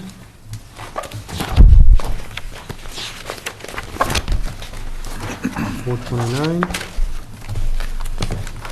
So last year's budget was $749, this one is $722. It's 32,000 of fuels and lubricants. 32,000 difference, which makes it only going up a few $1,000s. Again, I know, but there's no new people in that department. There was an extra position requested in this department, and there was a stipulation that if the town receives more money from local aid, or we have savings, other pickups, that position will go in there. They desperately need another person in there, mechanic, part-time, in the grounds department. And it looks like we'll have a little uptake in local aid, although... Because we projected this before Governor Baker's announcement, right? What? Yeah. Local aid? Yeah, so, although we don't use his number, but it's significant enough that we can be assured we'll get something. Although the South Shore VOC Tech assessment is up even higher than we anticipated. But we informed the school superintendent that he has about another $75,000 from financial forecast potentially, and we don't know what our number is yet, but that was priority one to add back in to give the DPW a body. And then the second thing was to cobble up that $20,000 in roads. So those are the priority add-ins if we are off with our, we have revenue available. Sean? Kevin, the cherry picker, is that in this department's public highway or public? Correct. So it's public grounds, and you have a vacancy. Word around town was you didn't really have a person that would go up in the bucket. They might, I don't know why. Can we just, the next person we get an experienced person, or someone that, because I've seen us outsource it when we've owned ours. And that's what I was told. I don't think I don't like heights much. I don't know how high I'd go No, myself. and maybe I can correct this, Sean. The guys, we outsource some of the tree work, because the guys aren't very comfortable cutting a tree down All right, maybe with the that's- bucket, with the bucket truck. The guys go up in the bucket truck to replace the lights, put the flags up and everything else. I think some of the tree work, they hire a crew because they're not comfortable working near the wires and dropping the bigger trees in some of those areas. And I can take a look into that. I'll talk to Well, if Mike you about think, that. that's all. But I think that's the main purpose. They get worried with the proximity of some of the wires. You know what? It's a funny story. I worked with the DPW, it was actually Parks Department. We would go out with the guy who cut the trees, I don't know, arborist maybe, and so he was cutting a tree down and said, "Get out of the way, the tree's going this way." And it actually went the other way. So that's why I say you gotta know what you're doing on the It's tree dangerous cutting. there. Yeah. I have a question. So the summer help, the laborers, did that go up from last summer, or has it stayed the I same? believe it's the same. Because now with our minimum wage has increased, right? We're not responsible for paying minimum wage That's not what I'm saying. increases. Oh, I'm sorry, Marty. It's okay.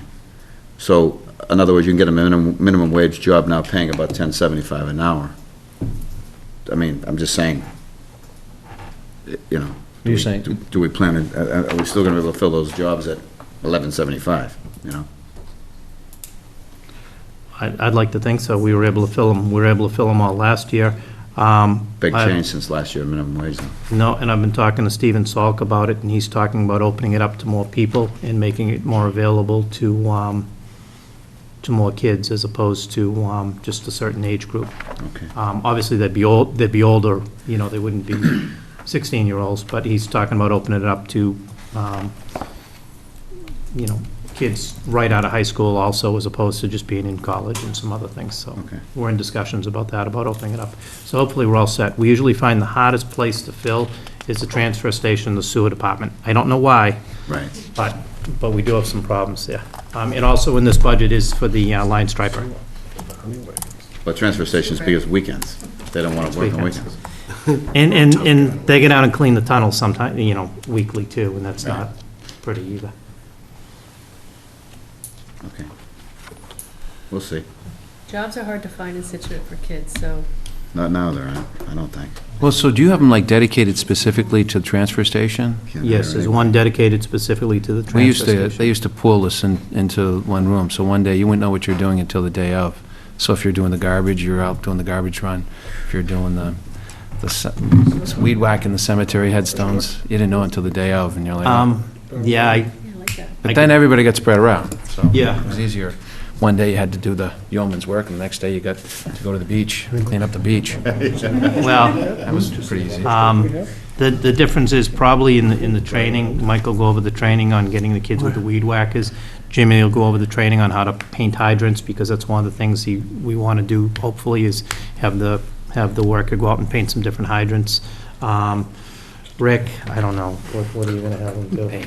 Paint. He'll be painting and doing repairs, and some other miscellaneous stuff, so.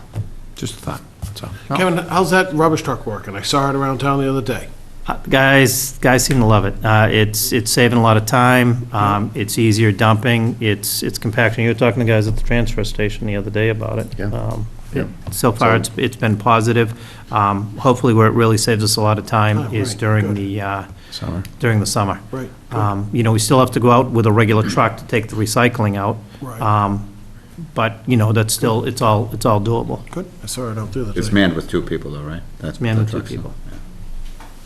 excellent, And you're working on the road, you don't really want to have, yeah. Oh, no, you know, one guy for alone. yeah. Good. Moving on, Straight lights we do. that's it for DPW. We'll move on to enterprise funds. We'll start with Jimmy and water.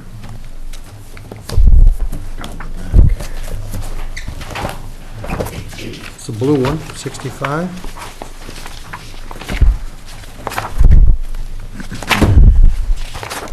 So Jimmy, what is going on there? I'm more advanced in the water department than these other guys, but having toured it recently.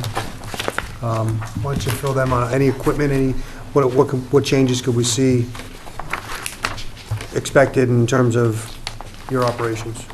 Well, we're ongoing with construction. We completed 15 miles, we have another 7 to 8 miles to go. But we're seeing the improvements in the harbor, we're seeing the improvements in the harbor area, you know, all the storefront people there down there, and not getting any complaints with the brown water in the area, so that's been working out really well.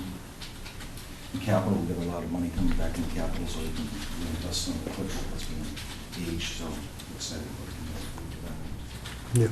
Yeah. When I was there a while ago, Jimmy, you were talking about the charcoal filter. You wanted to change that. Technology has changed, and that's going to be a big capital project within the plan. Yeah, we got this as in capital for design, just against the cost. Are we at the design phase yet? No? We requested money in capital this year for engineering and coming up with a plan of where to put it, because the building's awful tight. You obviously, Right. you don't want to put it on top of the other buildings, so it'll be a jockeying point in figuring out how it can fit in.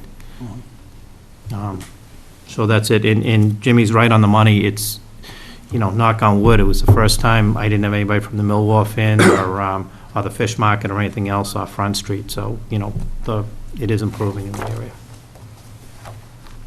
Thank goodness. So how about people? Any new, Staffing, yes, we have 3 new operators at the water treatment plant, and we're continuing to get their education and their licenses and cross-training and so on. are they new from last year's budget? We're staying, it's level this year, people-wise, but we had people that were out and changed around, retired, and So do we still have 2 vacancies, though, even though we brought on 3? Still have 2 we have 2 vacancies. Right, and How's that search going? It's ongoing. I actually have an interview scheduled for Friday for somebody, and it's been ongoing. It's finding the right people for the position, and the right people that have the qualifications and the licenses, you know, the management, and we're looking at all options on that. I think with all the kids going into environmental science studies these days, that they'd be coming out and looking into the public sector somehow. Yeah. I think the water and sewers had problems for years. Younger people were attracted to the business, so. Yeah. Any thought about another job fair?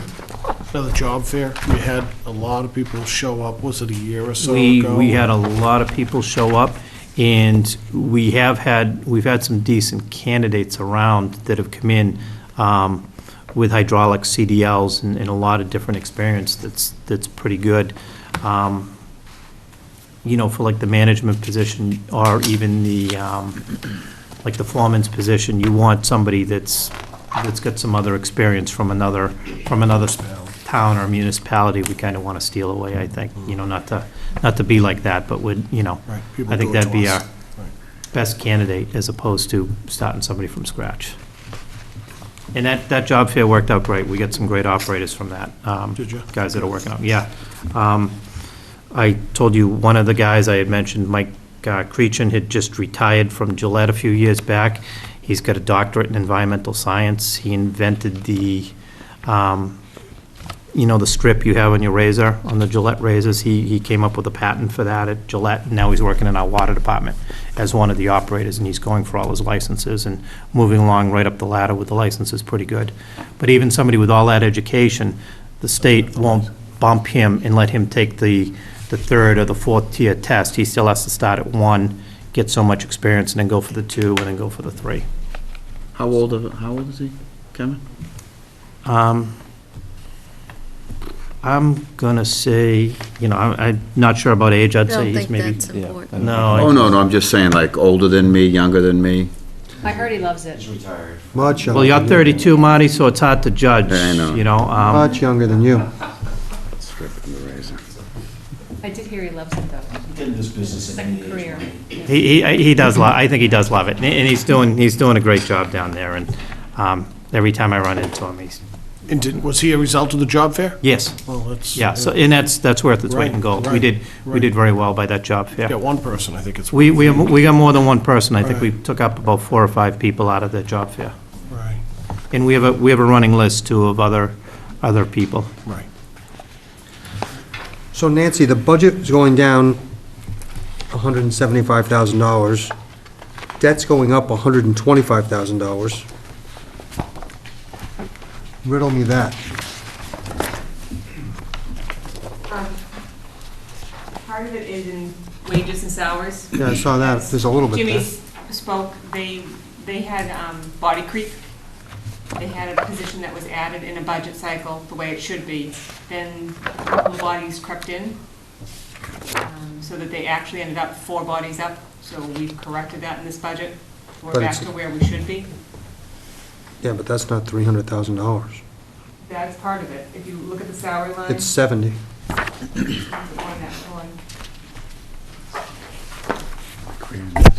Well, plus the overtime part of it, yeah, so 100. 75. I'm picking up 81 there. Bear with me for 1 second, I'll find some more.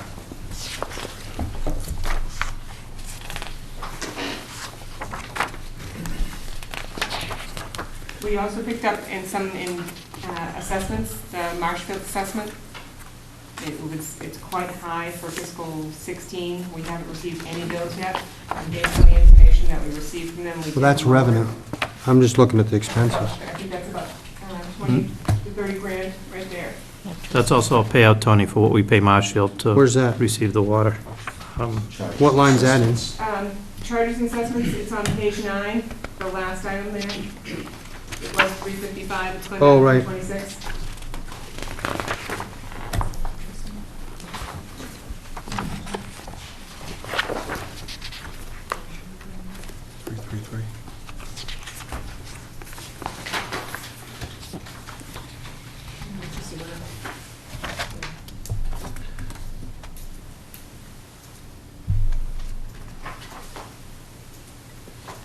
So 90, interest on short term. That's because it just went to long term, though. Oh, it's the transfer to trust funds. What's that? Oh, yeah. That was the $250,000 put in stabilization fund. So we didn't budget to put anything in stabilization fund for fiscal 17. We may do so at a special town meeting once our retained earnings get certified. What's the retained earnings? The retained earnings was, as of July 1st, it was $2,516,994. And we spent some at special town meeting. We put $250,000 in that new stabilization fund. And then we paid debt, we used the premium that was a big chunk of that retained earnings, 1.15 million. And we used that to pay down the water pipe project debt.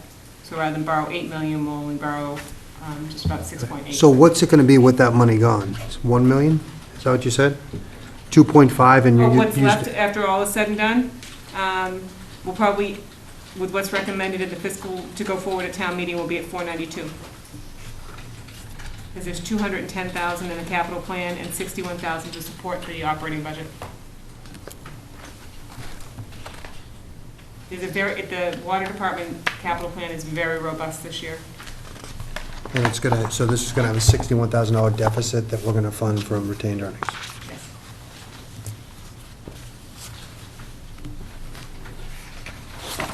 Any other questions? No?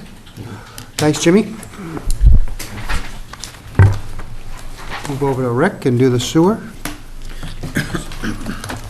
How are you? Good, how are you? What'd you do to your knee? I had reconstructive surgery. It's been on for a little while now, hasn't it? We'll be on for a little while longer. He thought he was 32 also, he went surfing. Uh-huh. Oh, no. So Nancy, Sorry, what, didn't we don't have that, what is this level funded? What's this gonna, is this gonna take money from retained earnings also? Yes, the sewer enterprise is going to take a lot of money from retained earnings, and it is going far lower than we would normally like to see retained earnings. The sewer retained earnings, if everything as recommended goes forward at town meeting, will be $160,000, and the budget alone needs $493,000, and that's after we cut their request by a couple of $100,000. And that's because of all the repairs and maintenance. Like, if you look on your budget books in the fiscal 15 expended, the last 2 fiscal years at special town meetings, 16 and 15, we've been throwing hundreds of thousands of dollars at sewer enterprise. Some of it has been electricity costs, which we can't control when it goes up 21%, but we can control when we're running pumps 24/7 because we don't have our spare pumps in working order. And we've been we have been allocating money to repairs and maintenance, so AT4 is up and running now. But Clarifier 1, which we funded at special town meeting, is still waiting for a bearing. They took it apart, they found the problem, we've ordered a bearing, but now we're waiting for it to come in, so Clarifier 1 is down. Okay, so give me those numbers again. So the budget is, what's the deficit of just the budget? The budget deficit alone, after we cut it by a couple $100,000, is $493,414. And you're gonna take that from retained earnings? That's correct, and we'll take retained earnings to a level we never want to see retained earnings at, but we have no choice, which is $160,000. So our threshold for that is even higher than, it should be about 500,600. And I'm sure both Kevin and Rick would tell you, if you had an extra $300,000, they'd take it right now, and they could apply it to a growing list of repairs and maintenance at the plant. And then, as you know from your tours, if there's one pump, there's 700 pumps in the sewer treatment process, because it's not only just at the plant, it's at the pump stations as well. And last year, the capital plan included a complete rebuild of Chain Pond and then a rehabilitation of Sand Hills. Both of those pump stations are major sources of I&I, so they will pay back not only in having upgraded facilities, but in stemming some of the I&I. And you saw that in previous testimony, I think in 1 or 2 meetings ago, where they were showing the spikes on how much water was actually being treated in the wastewater treatment facility in the storms, because we're getting the saltwater influx, which then causes us more money because it's killing off the bacteria, and we have to get the bacteria going again by using more chemicals. You don't think I listen to all the stuff they tell me, but I do listen to all the stuff they tell me. Rick, she's gonna be like right next to you soon. So by She's come down a updating, lot. by updating those 2 plants, the Chain Pond and Sand Hills. I have to correct that a little bit. The I&I is not No, gonna- the right. Chain Pond it is leaking. There's a significant leak in there that we have that we're dealing with. When we replace the Chain Pond pump station, we'll eliminate some of the I&I flow Really? that's coming in. Okay, I thought- It's not gonna stop, and we're gonna see a 10% reduction in I&I, absolutely but not. we will, the whole plant, it's all shifted, so when we do the replacement on that, it's turning into a safety hazard. That's why we had to do it. The Sand Hills Pump Station, we won't see a difference in I&I. That's physical maintenance that has to go on to there, including sluice gate, the third pump that was never installed in there that it was designed for, and other miscellaneous things that just have to be updated. That's the station we were in, John, that we Yep. saw. And it's just to get everything up and going. So now we have 3 pumps in there, and they can rotate all 3 pumps and go in, so that you also have a backup. If one pump goes down, we're not going, well, we can't pump at full capacity. And that's a scary part, because typically, the worst-case scenario is you're only going to have 2 pumps pumping at one time, but that's when you're flooded. So as you're flooded like that, if one of those pumps is down, it's just not a good thing. So by having the third pump, it puts us in that rotation, gets everything up and going. Did I say that? Any comments on that, or you can correct me if I'm wrong? So I guess the bottom line is, we've put so many hundreds of thousands of dollars into this in the last 2 years, is that we expect to see greater efficiencies, tremendous reduction in electricity. The staff's at full complement, and we're scrutinizing overtime quite closely for the reasons it's being incurred. And we'll continue to do that, so I think. Well, what are we gonna do next year? I mean, next year, Next there's year not would be, 500 grand. No, I was talking about FY '17. You're gonna I'm have to. talking about 18. You're gonna have to look at the rates. That's my point. I mean, 180,000 in retained earnings, unless we try to start see some of these economies of scales, but until Chain Pond's done, which we're funding now in this budget, it's gonna be tight, but. Well, we've been fighting I&I for 20 years. 20 years, and I haven't seen a significant reduction. It's still 30%, 50% of the water we process. But So- you've brought on a lot of new dwelling units, so it's keeping up with the new dwelling Well, units. the You're new not ones getting aren't leaking. ahead, The new ones aren't but, leaking. No, they shouldn't be, you're right. but it's tough. I mean, It's that's tough. not gonna be our thing that's gonna make it profitable. Not profitable, but not losing money. and remember, the I&I is required by the DEP for us to maintain our Right, permits. that's the We have to problem. have, I'm not saying don't do Yeah. the I&I, I'm saying that's not gonna all of a sudden make our financial situation turn around. I mean, No. Rick, are we gonna use less electricity because we fix a pump? I mean, one of them's still working. The newer technologies are more efficient, so you will see energy savings through new technologies, but it's gonna take time to upgrade all of the equipment that we're currently using. a lot of the things that we've been doing is just break even to keep up with the flows that we have, as I presented about a month ago. And as we do this, if we have an opportunity to put a variable frequency drive in a motor, that keeps it from running at 100% all the time, and it kind of works like a dimmer light. And it just does what the pump needs to maintain what the flows are. Also, our SCADA systems will help start to increase the efficiencies. But the SCADA program, it's a large program that's going to be ongoing for a while to get everything updated, to get all the pump stations and all the miscellaneous stuff together. So the $350,000 that we put into capital stabilization, did that come from retained earnings last year? It did. And that's, we're trying to capture the prepaid betterments, because that debt's still gonna be due 20 years from now, but we've had a lot of prepaid betterments. But we took this out of retained earnings to put into a capital expense in the future. Right, No, but- what you did is you did it to smooth the fact that people are paying their betterments 100% full for debt that we have to carry for 20 years. So instead of catching ourselves short and impacting those budgets 10 years from now, we've apportioned some of those betterments over the term of 20 years. And that's exactly what we're doing with the water replacement project as well. You can go in and tap that money to do more to subsidize this budget, but it's going to come around and bite you in 10 years. I'm not when you talking about don't revenue, get it. I'm talking about the Yeah. expense. We expended $350,000 and put in a stabilization fund last year for some future capital purchase. No. From retained That's earnings. for the betterments. We captured the betterment revenue, because we're gonna need that money For to the help pay debt our debt service. service costs in the future from the sewer. That's on the revenue side, right? Right, the money came into revenue, closed out to retained earnings. We captured part of that retained earnings and put it back in the stabilization fund because of the number of betterments that are being prepaid. To write Into- down the debt service But over 20 in- years. To write down the debt service in the future years? So You're we gonna have, use this $350 not for capital, but for debt? for the debt service on on the sewer lines. Right, but I thought the $350, when it went to capital stabilization, had to go to capital purchases. No. Not debt. No. So to simplify it, if someone pays their betterment in full, they're Right. kind of saving that to pay the loan down the road instead of. Right, so in a perfect world, if someone gave us $20,000 for a 20-year bond on a betterment, we would only use $1,000 of that each year to do that.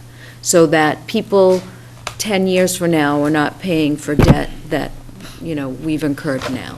And we're doing the exact same thing with the water pipe replacement project. We're apportioning a part of that to do that. So, but to your question, you want to pull it out of capital stabilization, it can be used for any purpose in the sewer enterprise. It can. It can, but the reason that we created that stabilization fund last year was for the exact reason we just stated, to apportion the betterments over the life of the bond debt service. Well, that's going to be challenging for the next couple of years.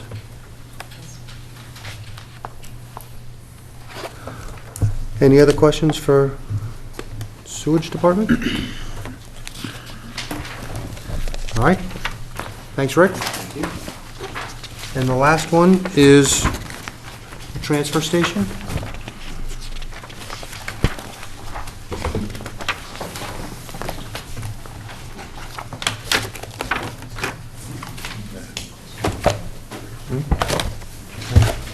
Landfill?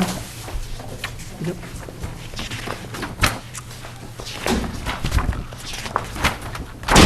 Sean, any new happenings there? Any new positions that weren't in the budget last year? No new positions, fully staffed as we have been. And is this at a deficit, or is this at a, It's at a deficit. It has retained earnings certified at $759,112.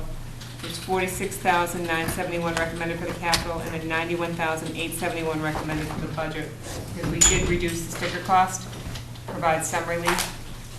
Fiscal 16 was the first year of that sticker reduction, so we're just selling stickers now at that lower rate.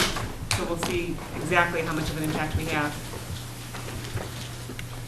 how can we reduce sticker price when we're losing money? We're not losing money because the retained earnings are very healthy, but we recommended this last year, but it didn't functionally take effect till right now. So the beach stickers, the transfer station stickers you're getting now are $10 less. And we did that intentionally to give taxpayers some relief because we were asking them to support all the building projects. It was a small nominal amount, but we wanted to do something. But as you'll note, the retained earnings in the transfer station are quite healthy, so they can Well, sustain that. 620. They never were. Yeah, until they a were in the few- red in 2009, and Until a that's few how years much ago. they've been built up over the last 5 years. And again, there's precedent, we usually use in these enterprise funds some retained earnings to subsidize the operating. We have thresholds we like to keep on all of them, as Nancy mentioned, but in the particular case of the transfer station, we felt, even though it's a loss of revenue, we wanted to give some relief to the taxpayer. As Kevin previously reported to you, the transfer station did win an award for having the best recycling, which lowered their hauling costs. So their hauling costs for fiscal 15 were only $451,000, but for fiscal 17, they are budgeted at $600,000 based on the rates, but any economies of scale or any improvements in recycling that they see will translate into savings in that hauling contract. And that is one of the biggest pieces of their budget. It's not that the rate per ton goes up, Kevin? No, what's going on with our, the commodities are creeping up for the recycling. Before, you used to be able to make money on selling it. Now, we're actually paying to get rid of some of the materials just because the commodity market's changed so much. But that's still a lot cheaper than paying $90 a ton to dispose of trash. That's what I was talking, the MSW. Right, for the MSW. We did change our C&D up a bit way back when, and we renegotiated some prices, and that's, we make money on that, and we still have the cheapest rates around for anybody who's, say, doing a roof or something to that effect. In Scituate, they all come to the transfer station and hauling it out somewhere else. And we have a decent rate on that also. That generates some funds for the transfer station.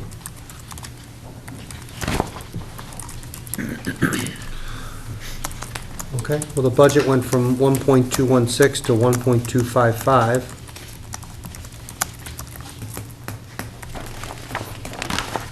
Pretty level. No new positions, There's no line that's really out of whack. Yeah, and the biggest increase you probably see is in hauling. Right, 30,000.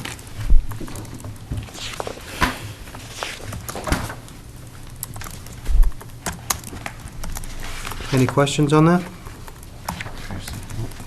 No. All right, then. That was easy, Sean. Didn't have to say a word. Doesn't get easier than that. All right, then. Well, thank you, guys. Thanks for going over all of DPW stuff. Thank you.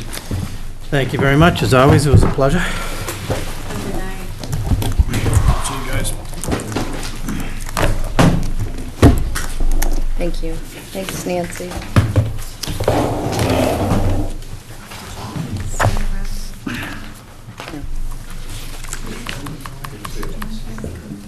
Okay, so we already discussed the polling hours, I right? may be in late, too. We did the liquor license.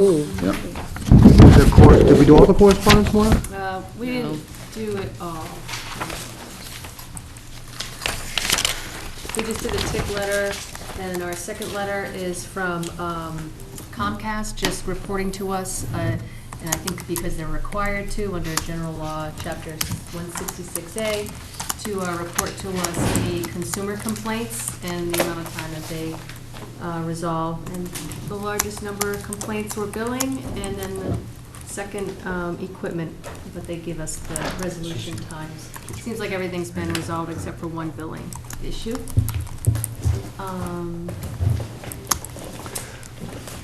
Then there's a letter to us from Mr. Coughlin, the treasurer of the South Shore Regional School District Committee. Dear Mr. Vignani, please find enclosed a copy of the audited financial statements of the South Shore Regional School District for the year ending June 30, 2015. It should be noted that the school district continues to be in excellent fiscal condition despite facing increased budgetary challenges. So I think that's just a notification of that document coming into us. Yeah, and Nancy Hall has that. Getting women. Yeah, I was going to read that tonight. Okay.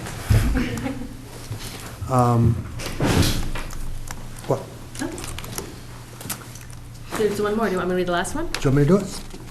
Sure. I'll summarize it. So we got a very nice letter from the vice president of the council from Soucy-en-Brie, because we wrote him a letter, or them a letter about the stuff that they're going through over in Paris, and he wrote us a very nice letter back, just saying how they value our relationship and really appreciate the support that we give them, and they think that all of these events will bring us closer, and I agree. And John, having been there, you know how seriously these people take these relationships, and it's very nice to see someone write a response like this. So again, our thoughts are always with them as well. And lastly, just vote the minutes, acceptance of the minutes for... Executive session. Move the Board of Selectmen approve the executive session minutes for January 20th, 2016, Board of Selectmen's meeting. Second by Ms. Curran. Further discussion? Seeing none, all in favor? Aye. Aye. We move the Board of Selectmen approve the minutes for January 20th, Board of Selectmen's regular meeting. Second? Second by Mr. Danahy, all in favor? Aye. Aye. Great, any other business? Mr. Chairman, I have one more notice. Great. From Frank Snow, Chairman of the Commission, Oh. Conservation Commission. On February 17th at 7 PM at the Town Hall in the Selectmen's Hearing Room, the Scituate Conservation Commission will hold a public meeting to discuss the possibility of a land swap of several acres, including some of the town-owned Damon open space parcel and wooded land owned by the Devotion family. Parcels included in this proposed land swap abut Clap Road, Conservation Way, and Colonel Mansfield Drive. All abutters and other interested parties are invited to attend, and I know that they've sent out notification to the abutters as well. Great. We talked about that one, and we'll see if there's an interest. Yeah. Any other business more? No. Sean, anything? Why don't you read this for the Saturday, just, I don't, many people are up now, but maybe when they rerun this program, maybe people will see. That's it.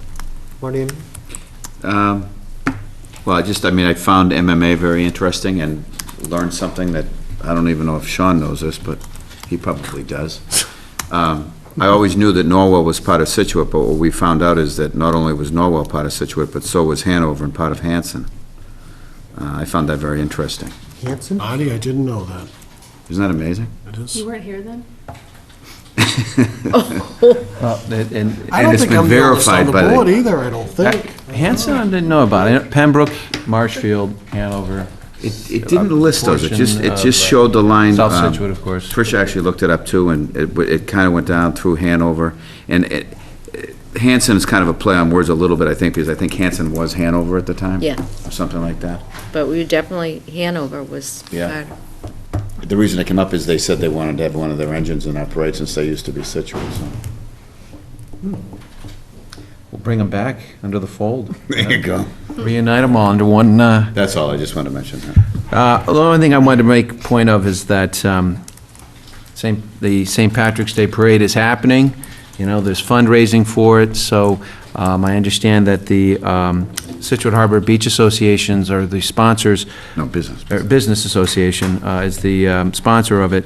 But the parade is Sunday, March 20th, 2016. Hopefully we'll have the same weather we had last April. So if you get a chance, go out, vote. This is the only election that you can actually buy. So the more votes you donate towards one of the mayoral candidates, there are three, that he or she are able to win. There is a fundraising event this Monday, February 8th, at the Mill Wharf Plaza for one of the candidates. It's a pizza party, so if you can make it from 6 to 8:30, go right ahead. Other than that, that's it. Great, and they need your support. It's a great town event. As Sean mentioned, the Winter Festival is happening, snow or sun, on Saturday, February 6th, at the Wittelswalt Golf Course. There's all kinds of events going on, I don't know how we're going to do that, the cross-country shoe demo, but it'll be a great time, and Cross-country head down the... Shoe? Shoeing. Oh, shoot, I thought you Cross-country. said shoot demo. I'm like, the Rod and Gun Club moving up to the golf course. So stop by there. Unfortunately, the weather hasn't been cold enough to do probably the skating stuff they wanted to do, but it'll still be a good event. They're gonna mix some, Last year got snowed in. they'll be mixing some golf stuff into it, too. On top of that, trying to think what else I was... There's a few sport things going on. The big thing is Mike Breen isn't here tonight because the hockey team is on a 6 or 7 game winning streak, but they're playing phenomenally. I think there's a game Saturday at 3 at Habermock. Basketball team's playing well. They won last night and are playing, I think they have 5 games left and they need to win a couple to make the playoffs. And the girls' team is playing same thing, playing great as well and need a couple games to win to get into the playoffs. And wrestling is doing awesome as well. So all the winter sports at the high school are being well represented. With that being said, I don't have anything else. If nobody else does, we're going to move into executive session to consider the purchase and exchange of lease or value of real property regarding Greenbrook Station, and also discuss strategy with respect to collective bargaining or litigation, which, if it was done in an open meeting, would have a detrimental effect on the bargaining and litigation position of the public body, and this has to do with the fire department. So, can I have a motion to go into executive session? Well, the Board of Selectmen to go into executive session to consider the purchase, exchange, lease, or value of real property, and that the chair declared that an open meeting may have a detrimental effect on the negotiating position of the body. Also, to discuss the strategy with respect to collective bargaining or litigation concerning the fire department, and if this were to be held in open session, it would have a detrimental effect on the bargaining or litigation position of the public body, i.e. the town of Scituate. And the chair has already declared that an open meeting may have a detrimental effect on both positions. And we are not going back to open session. Second. Second by Mr. Harris. All in favor? Aye. Aye. So we will not be coming back into open session, and we will sign documents in the interim as well. So, Just need a roll call. vote. Mr. Vignani? Yes? Mr. Harris? Yes. Mr. Danny? Yes. Mr. O'Toole? Ms. Curran? Yes. Good night, folks. Thank you.